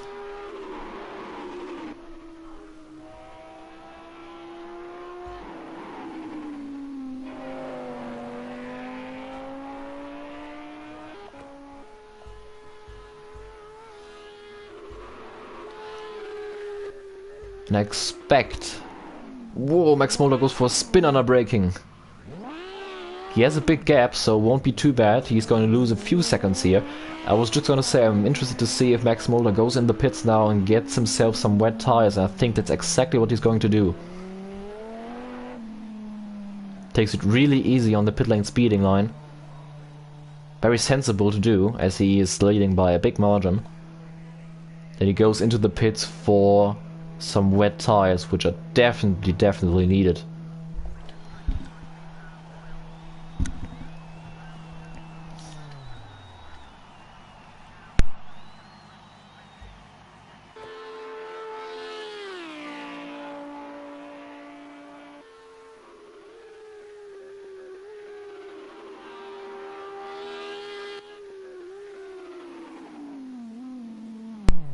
Whoa, Nick Van Gelder almost does the exact same thing of what Max Mulder just did.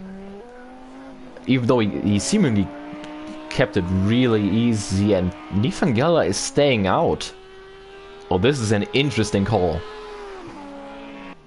So Van Gelder takes the gamble of staying out under these wet conditions on the slick tires. I think he's just gambling for the rain to disappear as quickly as it appeared.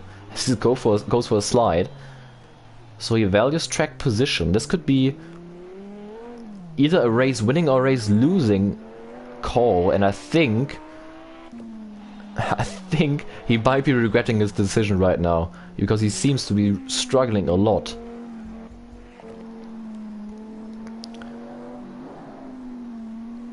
Mulder is now 6 seconds behind race leader Van Gelder. Logan Oran goes into the pits. He has some repairs to do as well.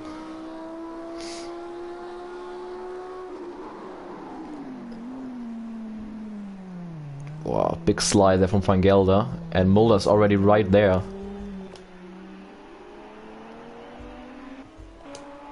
There's Mulder on the wet tires.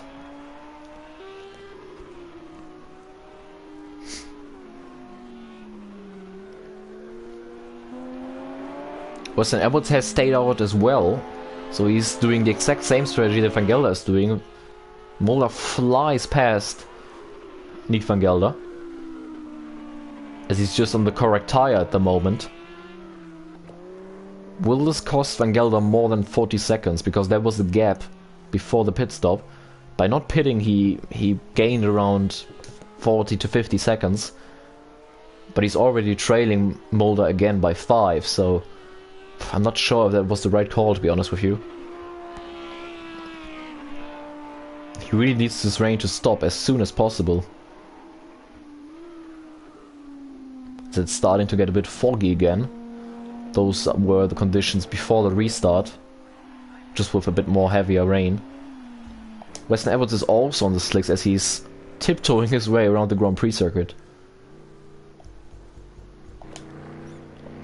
But look at that, how easy he has to take it. I think Van Gelder and Weston Edwards must be regretting their decision of staying out right now. This could possibly cost Cameron Weston Edwards the podium position here, after his repair pit stop. Logan Oran running over half a minute behind the Briton, but at this rate he's going to catch him within like the next few corners. Look how slow Weston Edwards has to go.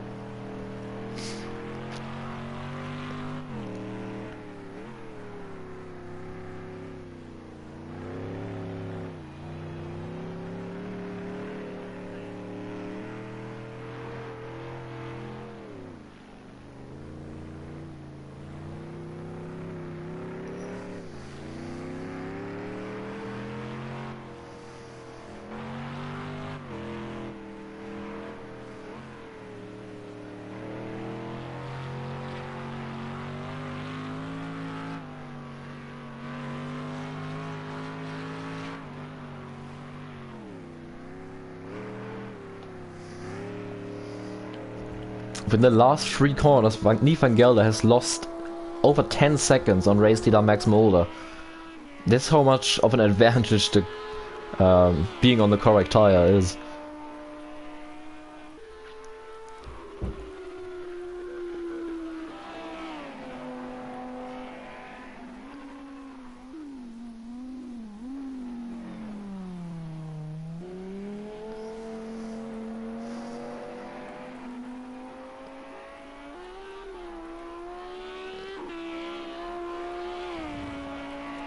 I wonder why Van Gelder and Weston Edwards made this call to stay out, because on this simulator you don't have a weather forecast that you can listen to, like on the F1 game, for example, where you can just ask your engineer what the weather conditions will be like for the race or the coming minutes.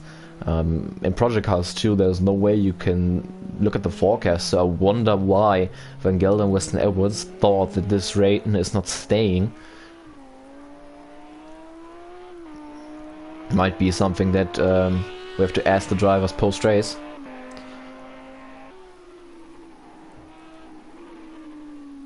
But this gamble has definitely not paid off. I mean, Van Gelder has already lost basically 40 seconds, so he's already lost a pit stop to Max Mulder, and he's not even halfway through the lap yet.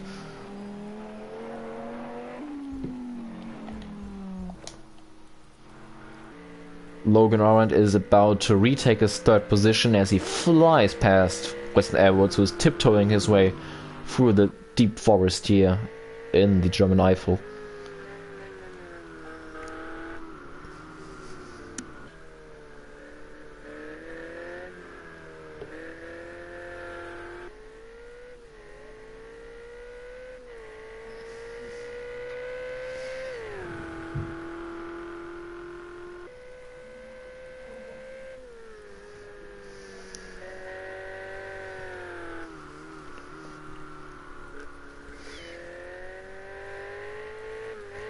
and we are just under an hour to go in this race. We got Championship leader Max Mulder leading the way. He's almost a minute in front of Nick van Gelder, who's currently tiptoeing his way back to the pit lane. He's still on slick tires while it's coming down super hard with the rain. Van Gelder had a flawless race to this point, but this strategy call might cost him what would have been a great P2 and possibly even a shot at the win, with this race being so unpredictable.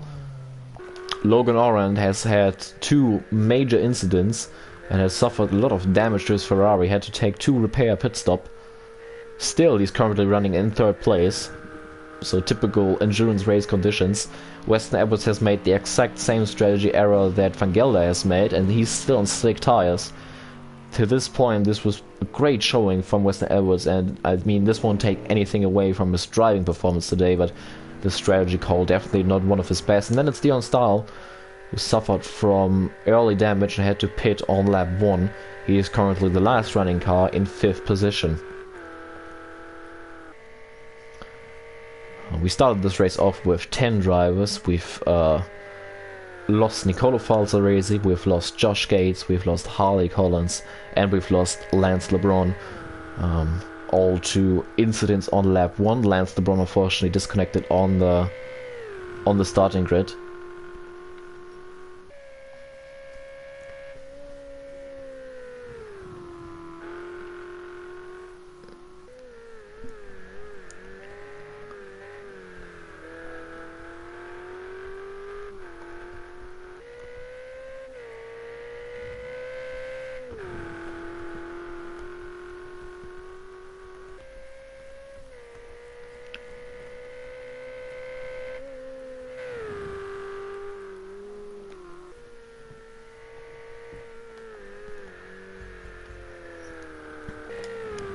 Logan Orand has just taken over P2, so after all of that he's back into the position that he was earlier when he was battling for the lead with Max Mulder.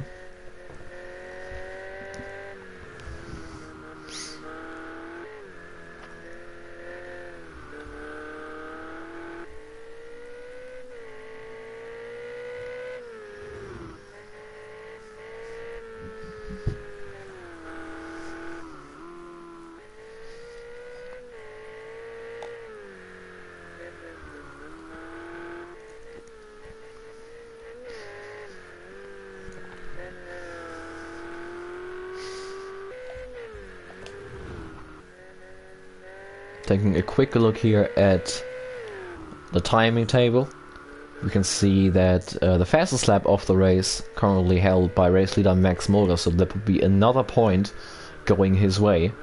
Definitely important for the championship.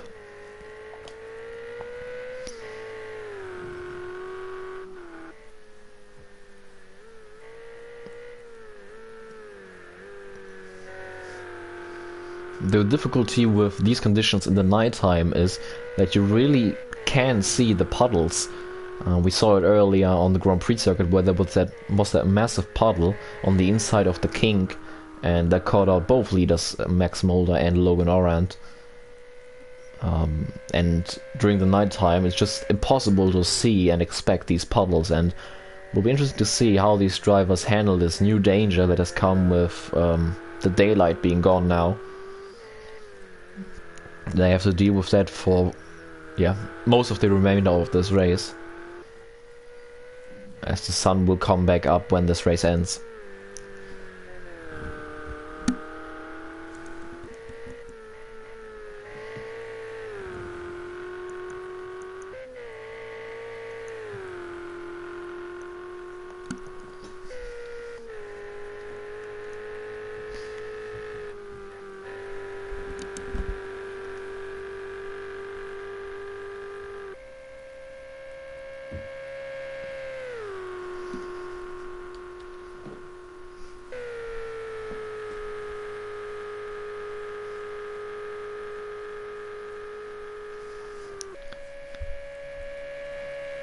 It's only possible to spot the cars with the headlights currently due to the thick fog that we have here on the racetrack.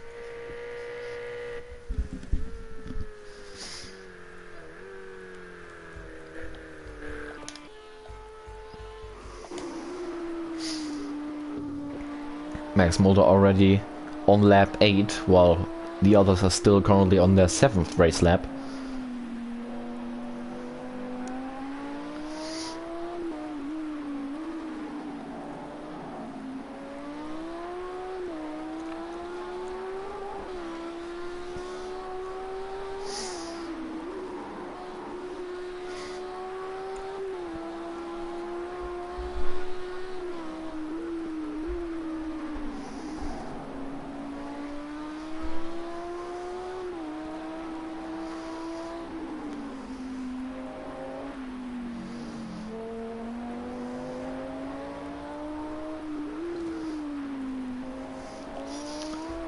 And Cameron Edwards is now in danger to even lose 4th place. Max Muller turns the lights off and on again to play with the camera a bit, I think. As he goes over the crest there, still catches a little bit of air.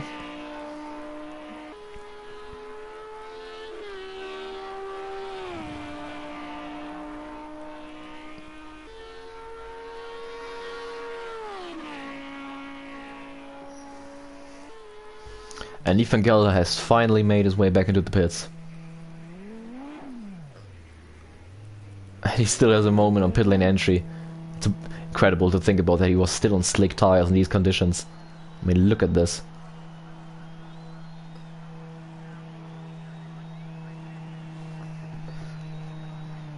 So in total, this different strategy call has cost Nick van Gelder around 2 minutes.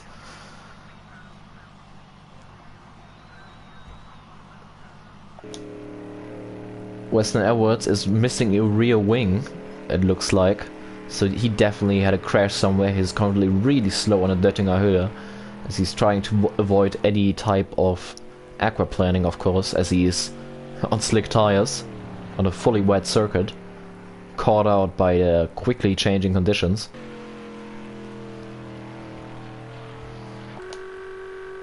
And Dion Stahl will take over P4 here in a short minute.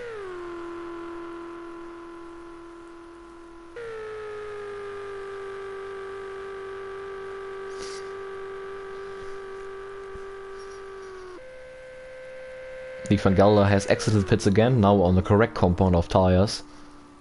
And he's now trailing race leader Max Mulder by 3 minutes. Dion Stahl just flew past Cam Weston Edwards, who's nursing his Mercedes back into the pits.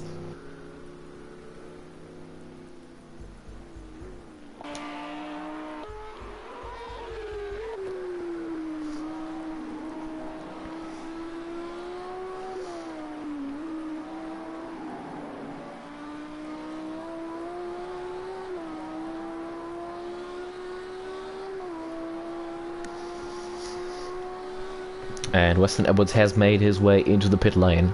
There's not much he can lose as he's running 5th place, and there are 5 drivers left in the race, and this is Max Muller, who just hit the wall. Our race leader has made a mistake. He wasn't traveling with too much speed, but it was quite a square hit, so I don't think his suspension has taken any damage, but definitely a scary moment for our race leader. He has over a minute of a lead, so he can take it easy. Scary stuff.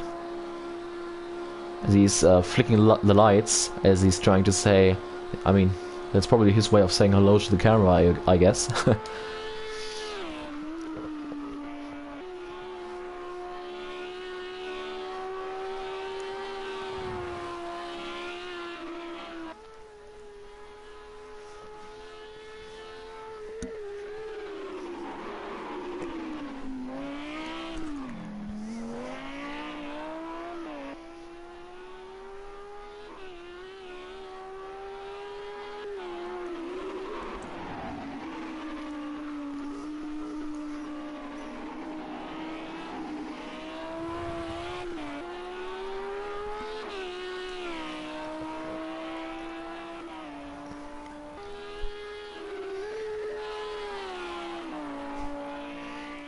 Cameron Weston Edwards' last lap was almost 14 minutes long. Just goes to show that... Oh, that's a huge crash from Max Mulder, race leader and championship leader. With a minute of a lead, 47 minutes to go in this race. That was a huge hit from Mulder. Has he suffered any damage? Well, he gotta take it careful here now. There's no need for him to take these risks. He has a huge lead. That was a massive smack into the wall. He even got some air because of the force he hit that wall with. Luckily for him, I think the main hit, as that arm barrier was just ending there, I think the main hit he took was with the door area. So I don't think he has suffered suspension damage, I think.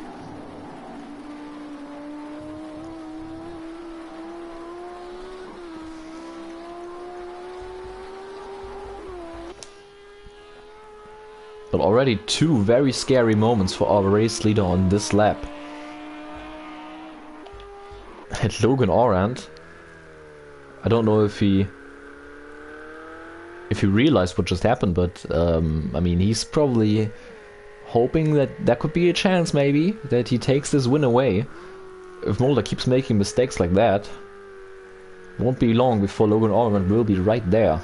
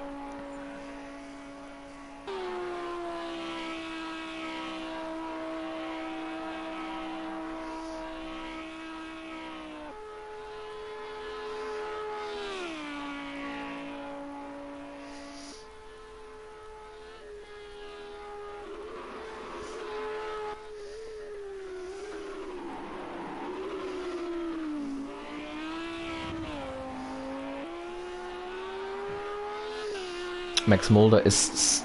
No, he's pitting. Max Mulder is forced to pit because of damage, I imagine.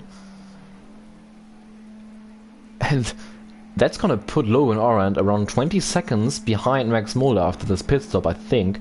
Depends on how long the repairs are going to take. But I was about to say, I would be surprised if he stays off, because that was a big hit to the side of his car. And yeah, seemingly he has suffered damage, and our race leader is in the pits for repairs.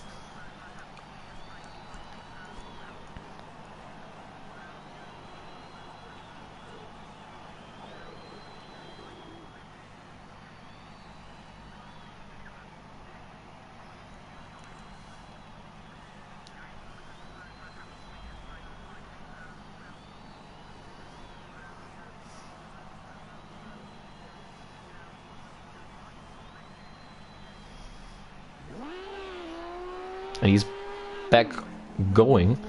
Probably took some fuel as well, I imagine. Where's Logan Orant? There's Orant, he's currently on the Döttinger Höhe. So Max Mulder will stay in the lead, but his lead, the lead he had, has shrunk. Excuse my English. Has gone down to only 24 seconds now, so very costly mistakes for Mulder, and with the gap being so much thinner now, he can't afford to do many more of these.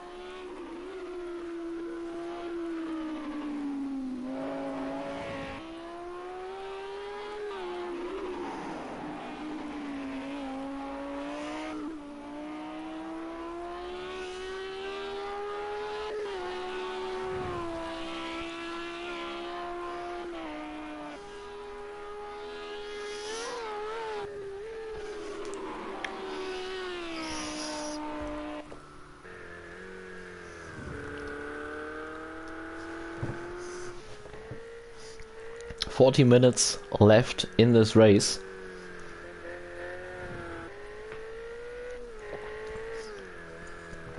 It's been an eventful race for us as viewers, but I can only imagine how challenging this race is for the drivers. In these conditions, on this racetrack, it's gotta be very, very tricky out there.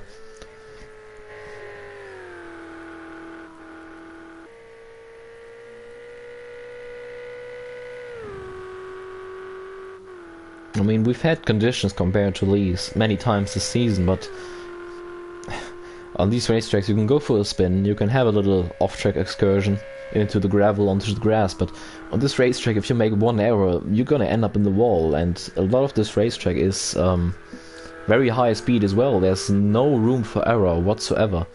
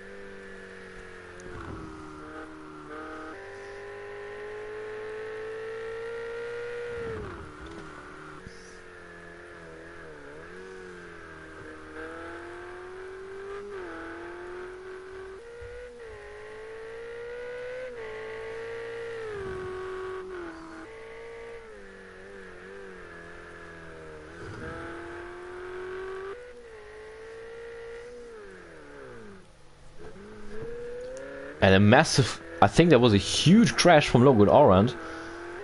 I was just looking down at my notes, but I think Logan Orant had just taken a huge hit to the front end of his car.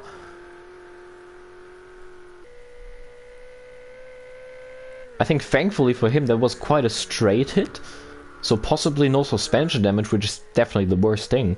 But, I mean, his front end must be wrecked. There was a high-speed section of the racetrack. I mean, it was traveling at such a high speed, he only lost about 2 seconds, but will be interesting to see if his times drop at all with possible damage, but that was a very, very nasty hit for the American.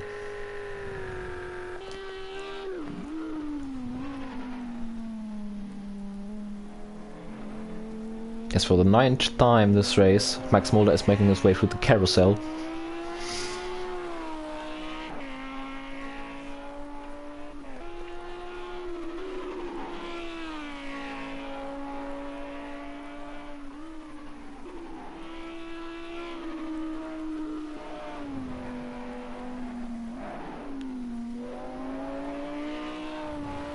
Bit of a moment there from Max Mulder as well.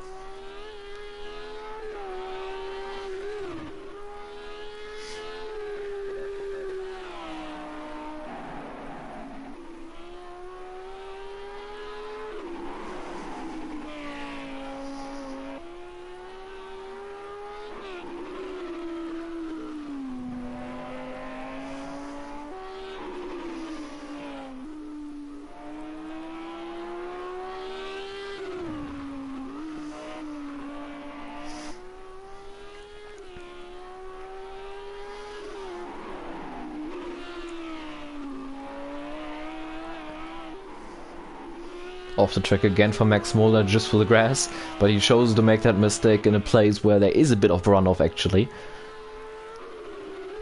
I don't think that was on purpose, of course, but a bit lucky there for Mulder.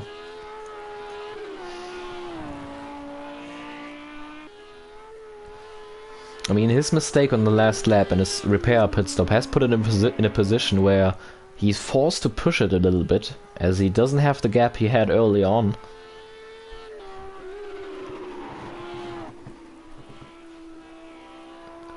Orand doesn't seem to have too much damage, as the gap is quite stable at around 23 seconds between himself and Max Mulder.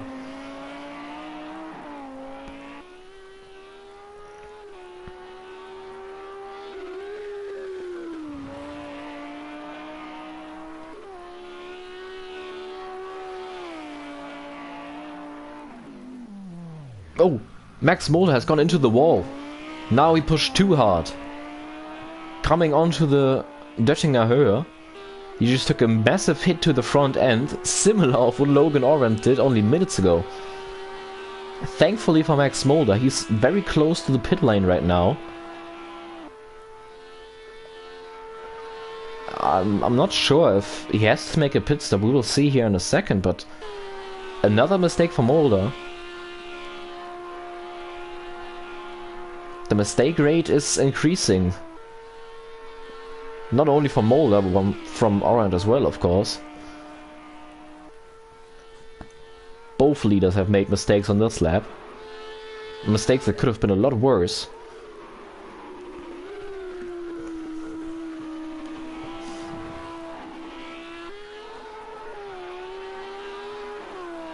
And Mulder is forced to pit again for repairs. So it was very lucky for him that that happened on the section of the track, because that was really close to the pits, thankfully. Cameron Weston Edwards has just retired of the session, unfortunately, so he is our 6th retirement of the day. We're down to 4 runners only. Logan Orand will take over the lead, so the American is not forced to pit, and suddenly this race is wide open again.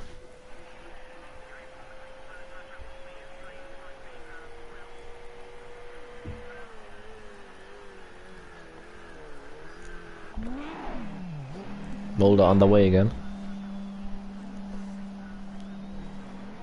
You got 30 minutes left to make up for this mistake.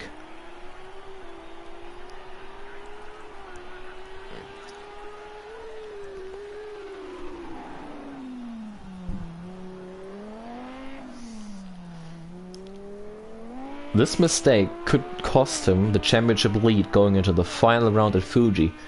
It's crazy how the championship fight has shifted from almost won for Max Mulder in the early stages of this race, after Orand had to make his repair pit stop and drop down to 5th place, to now Logan Orand retaking the championship lead only about an hour later.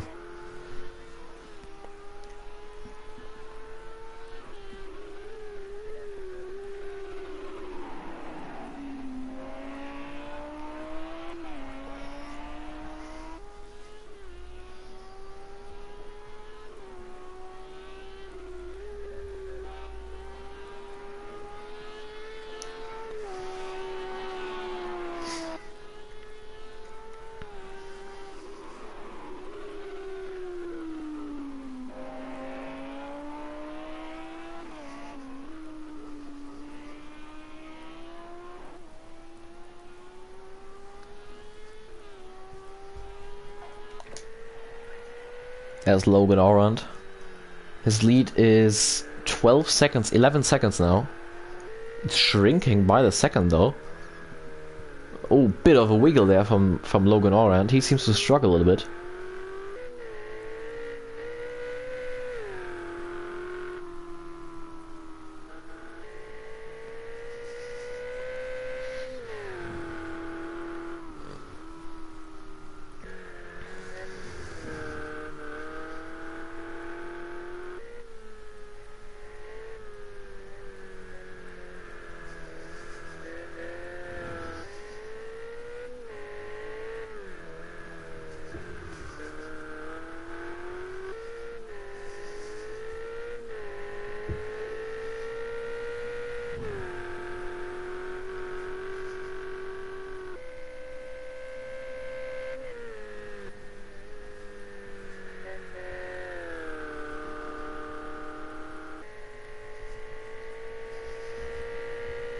Haven't talked about Van Gelder for a while. Van Gelder pitting as well.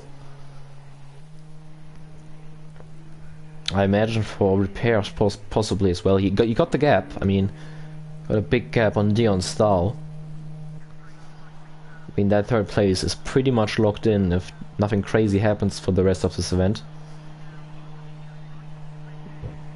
Don't think Van Gelder will be quite satisfied, because in the early stages he really had a shot at possibly... I mean, he would have taken a win here today with all the mistakes from our top two, but that strategy call to stay on slick tires when the rain was coming down definitely derailed his race. He's gonna rejoin the racetrack just in front of Dion Stahl.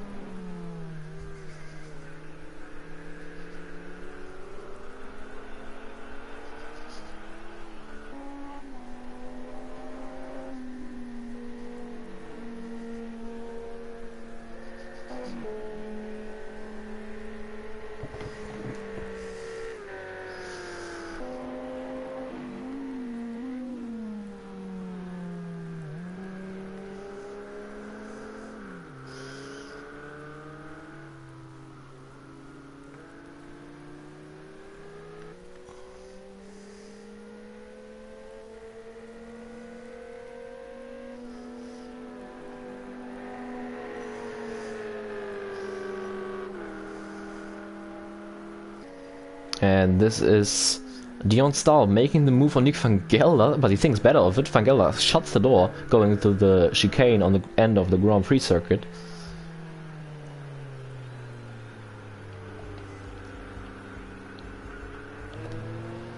And a good run here on the exit for Dion Stahl, and Dion Stahl takes a podium position. Van Gelder is still there though.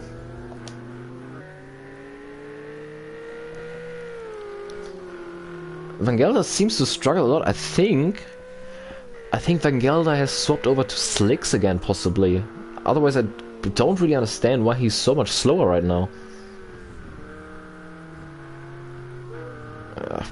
I'm not sure why he's taking that gamble. I mean, now he's thrown away a podium. And early on, I think he should have learned from his mistakes, because he should have learned that you gotta be on the right tire at the right time, and right now doesn't seem to be the right time for slick tires.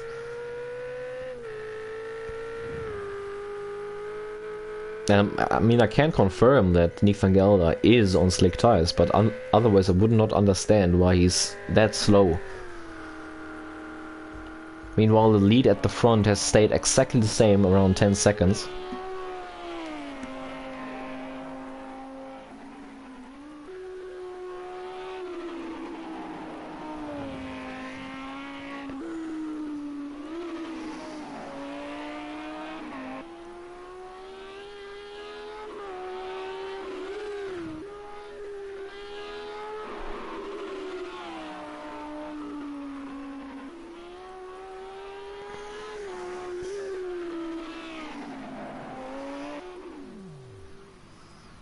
And Max Moulder has gone around, and he has a real impact. But back going again. Cost about 3 seconds, I imagine.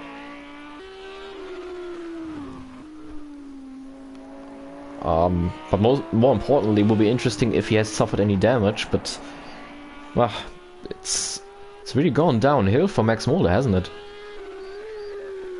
With 26 minutes to go, he's trailing race leader Logan Orant by 10 seconds. Just had another wall contact.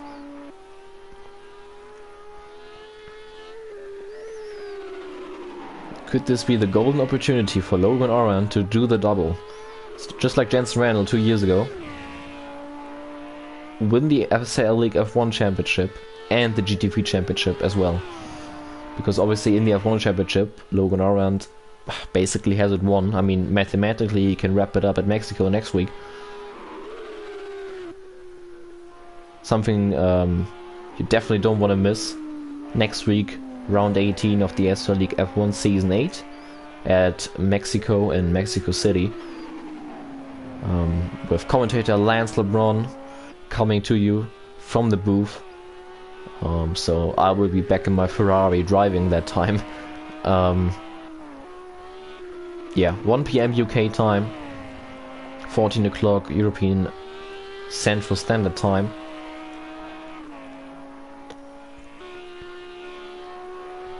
You can stay up to date with everything about the SRL League on Instagram. The link is down below in the description. I definitely recommend you guys checking that out.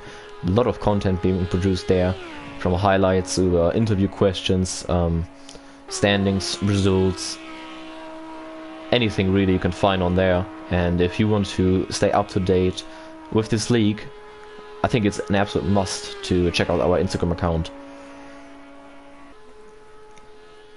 We often get many questions as well, how you could possibly join us, our league.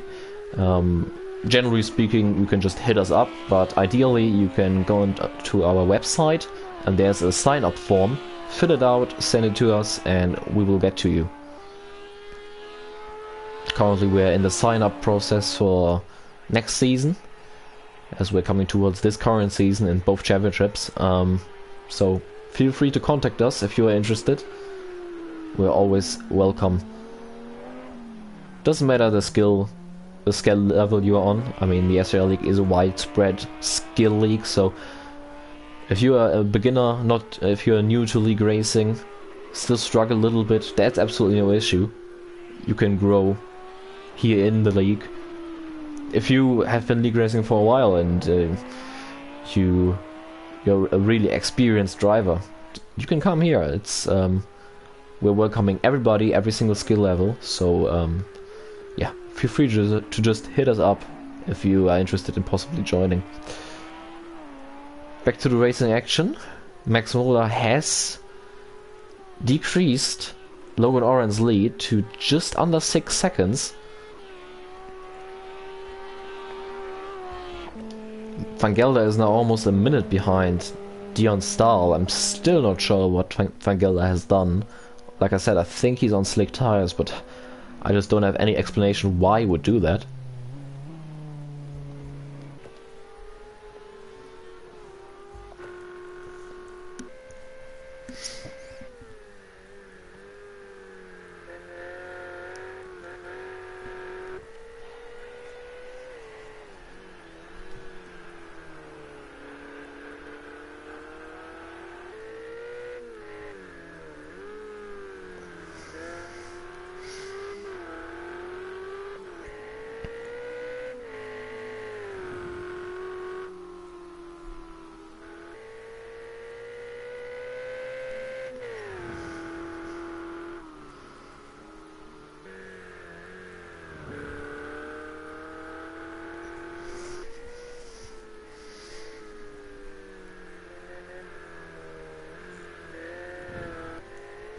Look, and I think in some areas of the track Logan Oran can already see Max Mulder in his rearview mirror.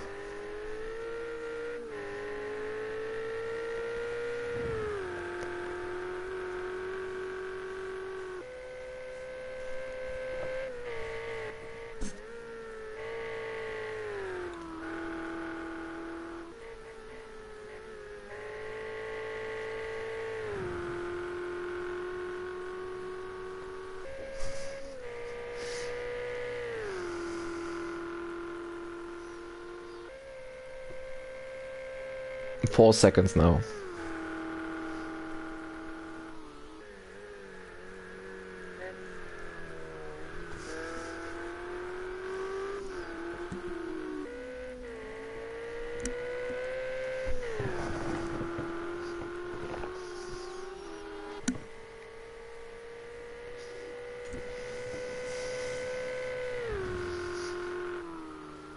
Just 20 minutes left in this race.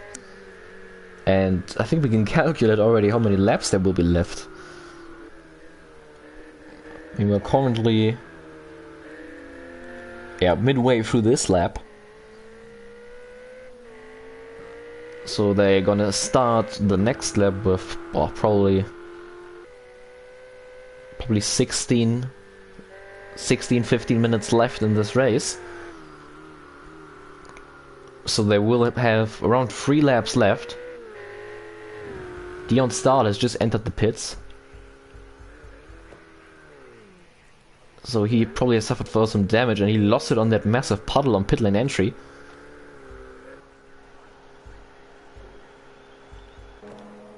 I was about to say that's gonna hand the P3 position back to Nick van Gelder, but with his pace currently, I'm not too sure he will keep it for long. I think he might go into the pits as well again, as I think he has switched over to slick tires on the last lap.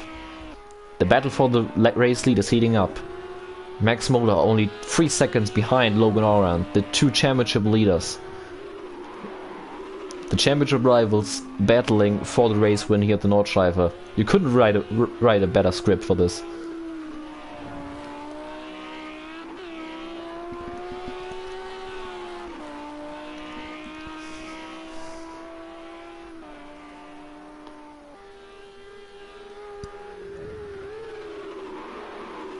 Yeah, only 4 cars left in this race. We have had 6 retirements so far. Only on lap 1 we lost 4 cars, so yeah, it's been a race of attrition.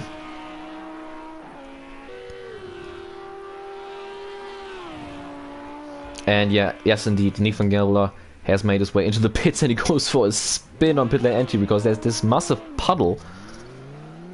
Aggressively turns his car around, damages his headlights.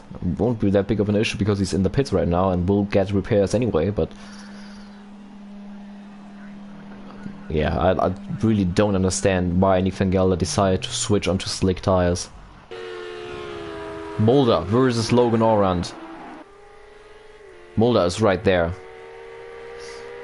He's looking. Where can he make a move? It's so difficult to overtake on the Nordschleife. It's really, you really gotta hope for a mistake from the car in front.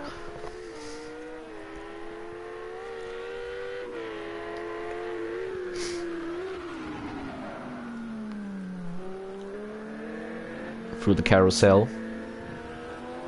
Mulder slid up the racetrack. That cost him a bit of time, as he wasn't able to take the ideal inside line over the concrete.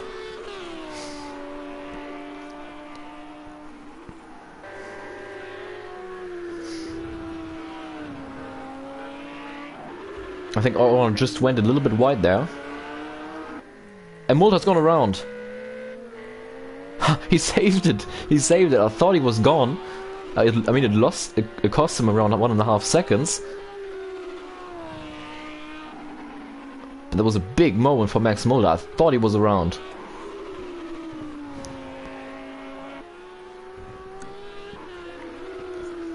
As they're approaching the morning hours here at the Nordschleife.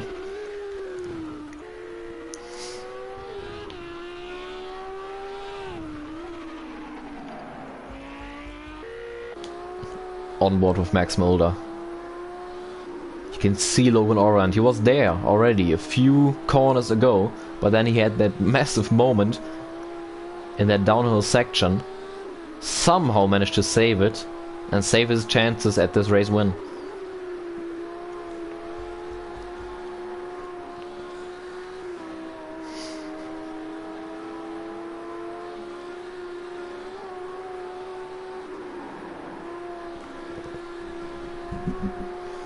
Definitely able to carry a bit more speed through this long high speed. There's a puddle and a huge crash for Max Mulder, and that is his hopes of the race win gone, I think. Oh, there was a big puddle. I just saw it a split second before Max Mulder hit it, and there was no chance he could steer his car through there. Aquaplant into the wall. Oh, they gotta be gutting for the Dutchman. And Logan Orand could take the championship lead with this race win. I mean, position-wise, if Max Mulder has to pit here for repairs, which I imagine he has to, position-wise this won't cost Max Mulder anything. He's 4 minutes, over 4 minutes ahead of Leon Stahl, but I mean, he had a real shot at the race win, but another mistake for Max Mulder.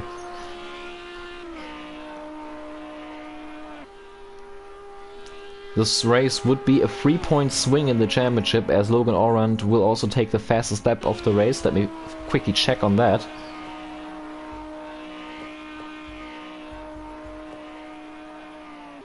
No, it's Max Mulder with the fastest lap of the race, okay.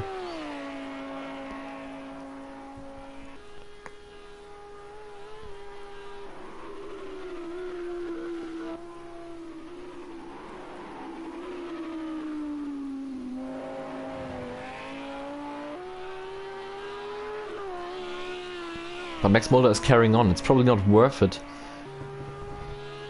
to pit now. You just want to stay in touch with Logan Orant in case he makes a mistake.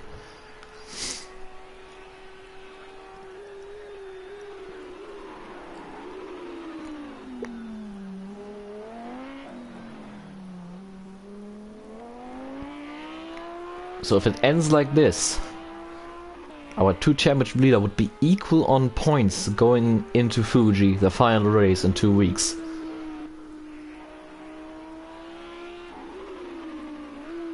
Logan Orant would be the leader of the championship due to the tiebreaker, having won 3 races compared to Max Mulder's 2. If it ends like this, but we still got 14 minutes to go, and the gap is only 7 seconds right now. Max Mulder's damage seems to be manageable, because he has brought the gap down again.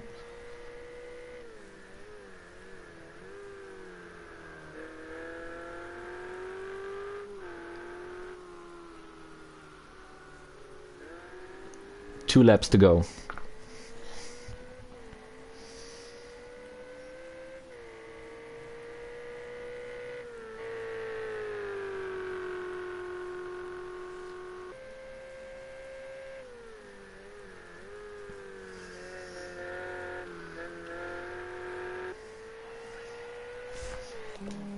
Max Mulder off the racetrack. I think he caught the puddle on the inside of the kink again. Just what he did earlier on in the race when he was in the lead. I think Max Mulder just went for another spin. The gap between the leaders now up to 11.5 seconds. Make that 12.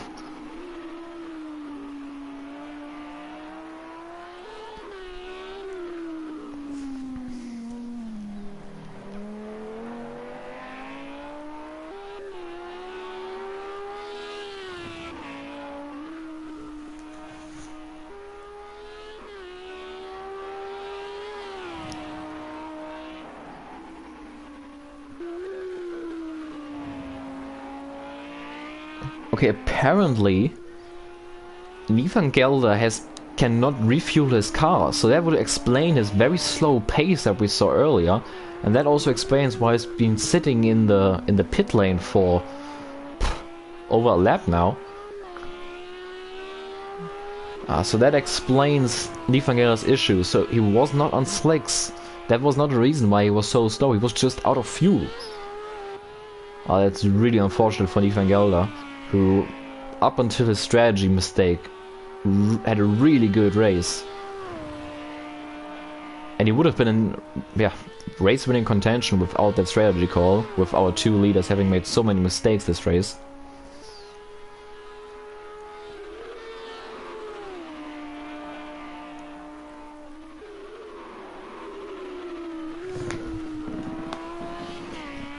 Yeah, Van Gelder was saving as much fuel as he could during that stint. That's why he was losing out so much time to Dion Stahl.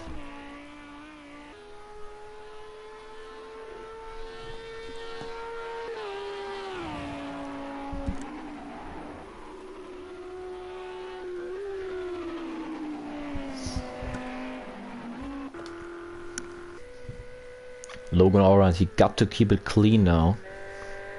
That's all he needs to do. Got a 12-second advantage.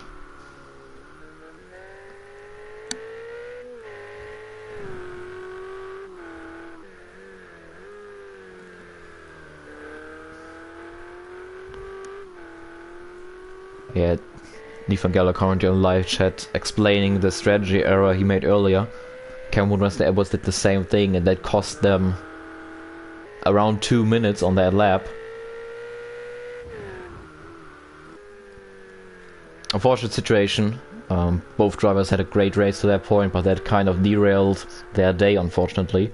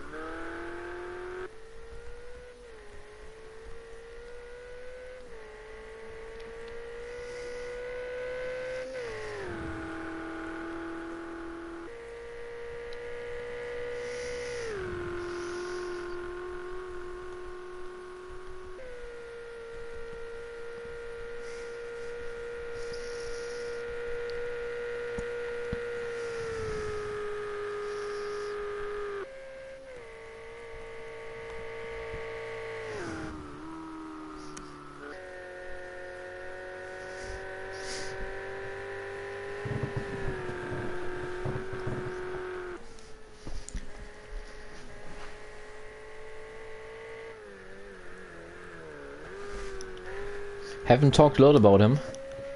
Dion Stahl was basically out of any contention for battles really early on after an early pit stop. He's missing the rear bumper of his Ferrari. But he's running third. And this just once again goes to prove that in these endurance races, all you need to do is basically finish and you have a good finishing position. And Dion Stahl will pick up his first podium of the season. Excuse me, no, his second podium at the season. Of course, he got that second place finish at Bathurst. Before that, he had a long drought without a podium.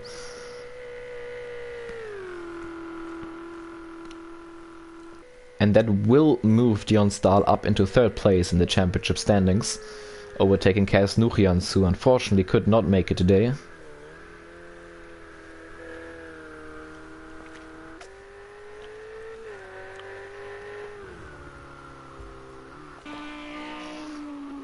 Gap between the leaders under 10 seconds now.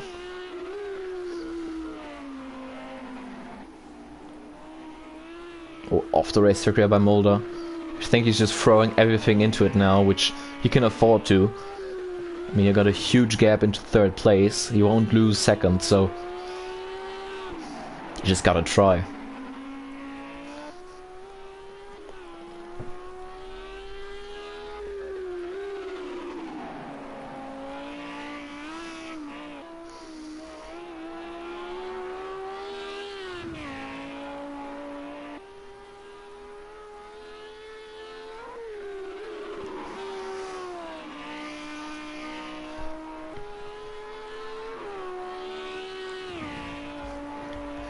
It's gonna be some exciting driving from Max Muller, so we're gonna hop on board with him to see how he's pushing it to the edge to bring that 8.5 second gap down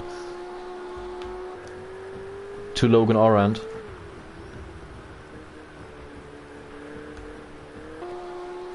One and a half laps to go. Doesn't sound like a lot. On this racetrack it is.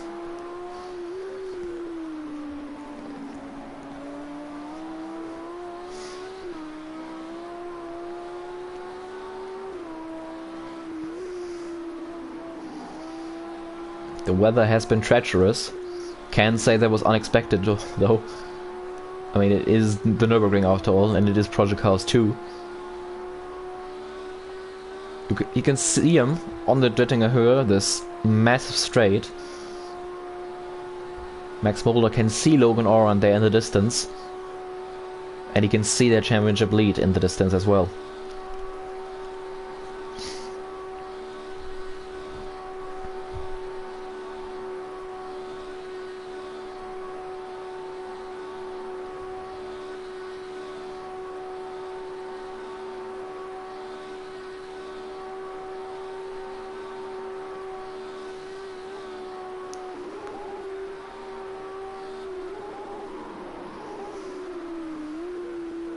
Almost forgot about it. Of course, Max Mulder having these brake pedal issues at the start of the race and qualifying, when he was not able to put in full brake pressure.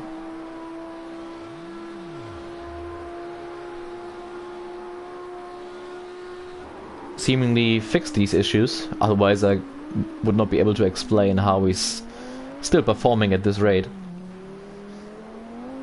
And we are on the final lap of the race. 7.5 seconds separating Logan Arendt and Max Mulder.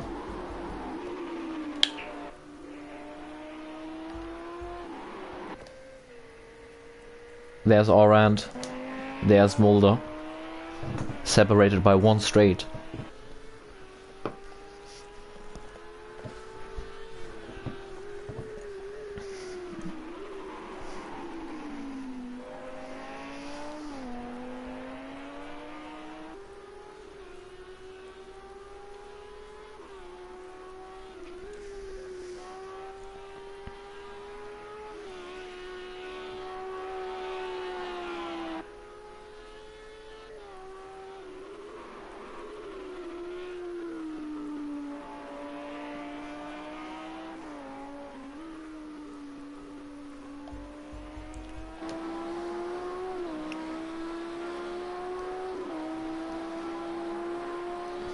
That puddle there on the inside.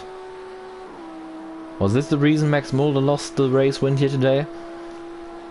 Those mistakes weren't the mistakes that cost him the most time, but I mean, if you combine the 2 spins he had there, he would be leading. But ifs and buts don't count in motorsports. What counts is the result. And currently, the result is to the advantage of Logan Arendt, who is leading with under a lap to go.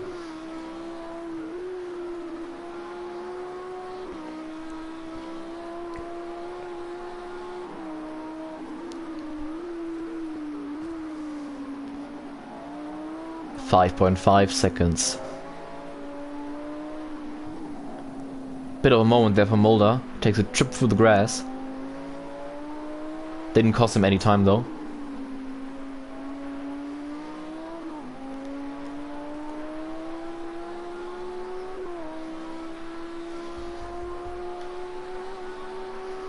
Now look over the crest, he's probably gonna catch some air, I expect him to. Yeah, bit of a jump.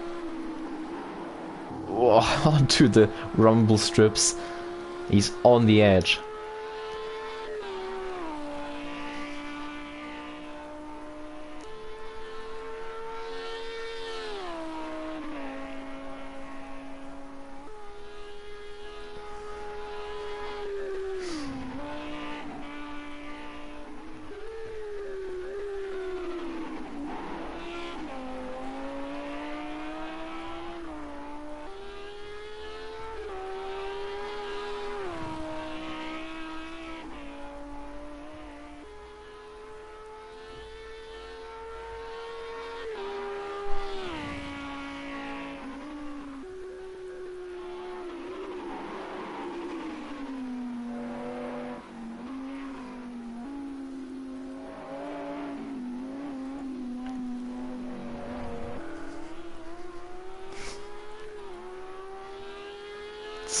It's incredible how much Max Mulder is pushing, and I mean, he's the quicker car right now, but I just don't think he has enough time to catch up to Logan Arendt if Logan Arendt does not make a mistake.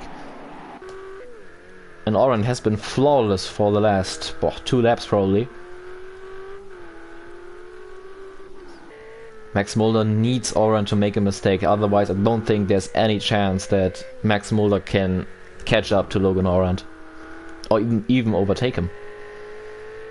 I mean, catching up to him is one thing, overtaking him is another thing, and the Ferrari clearly has a straight line speed advantage on the Döttinger Höhe.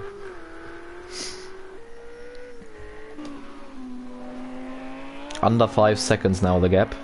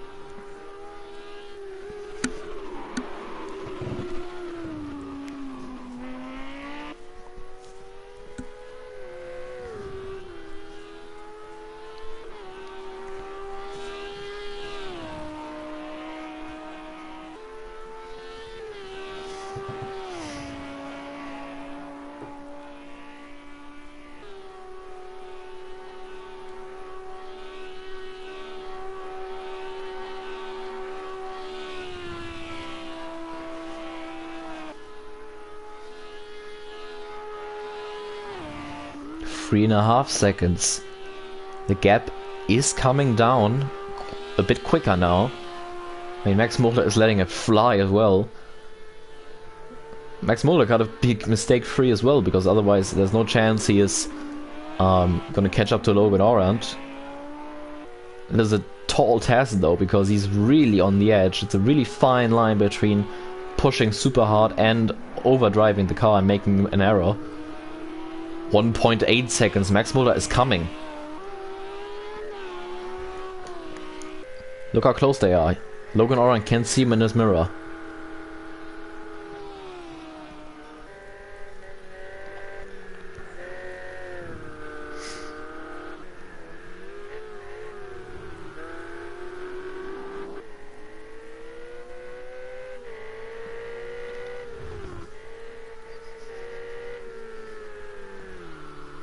I mean, they're already halfway through the lap, only half a lap to go, and we still got the Göttinger Höhe coming up, so the advantage is definitely on Logan Orant's side. But Max Mulder is currently flying and it's under a second now. There was a bit of a mistake from Mulder. He's lost around almost a second again. Oh, he's pushing it to the absolute limit. This is so crucial and important for the championship.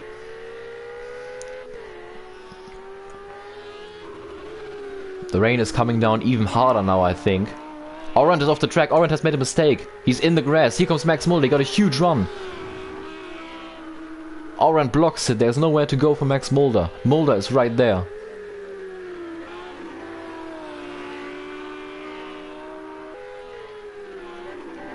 Mulder, can he send it somewhere? It's so difficult to overtake on the Nordschleife. For the championship lead, for the race win. Mulder to the inside. There's a puddle. Max Mulder goes on the grass. Just avoid the puddle, but now he's caught it and he's into the wall. And that is the race win gone for Max Mulder. Oh my goodness me. What a race. Max Mulder was trying to avoid the puddle, but on the wet grass there was no grip whatsoever and he went into the wall. Hard hit. And this will be the race win for Logan Orant. Man, what a final lap we had. I did not expect Max Mulder to catch up to him. He caught up 5 seconds within within half a lap.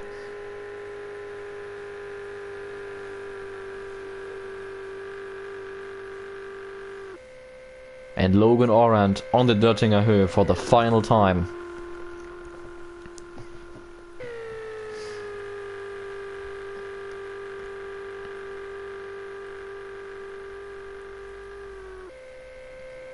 It wasn't the mistakeless drive we are accustomed to from Logan Orant. He had a few errors in it, but it was a great recovery drive. Held off Max Mulder, who in the last few stages was definitely quicker than Logan Orant. And here he comes. What a comeback. Logan Orant wins the Nürburgring and takes the championship lead way from Max Mulder. And we are level on points going into the finale at Fuji in 2 weeks. Logan Orant wins at Nürburgring. What a comeback. And he takes the championship lead as well. On the tiebreaker over Max Mulder, who's going to finish second with that mistake on the final lap. He's gonna be kicking himself.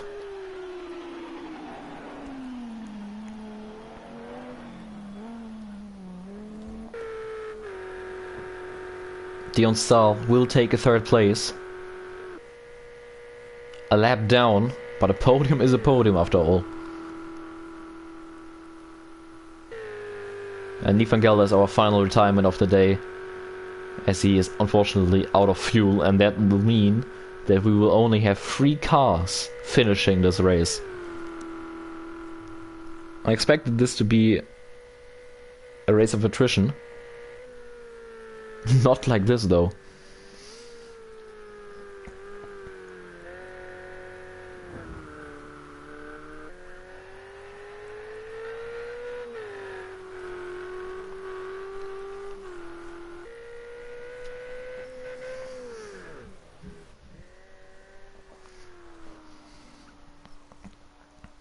So it's going to be Logan Orand who wins at the Nürburgring, and he takes the championship lead going into Fuji.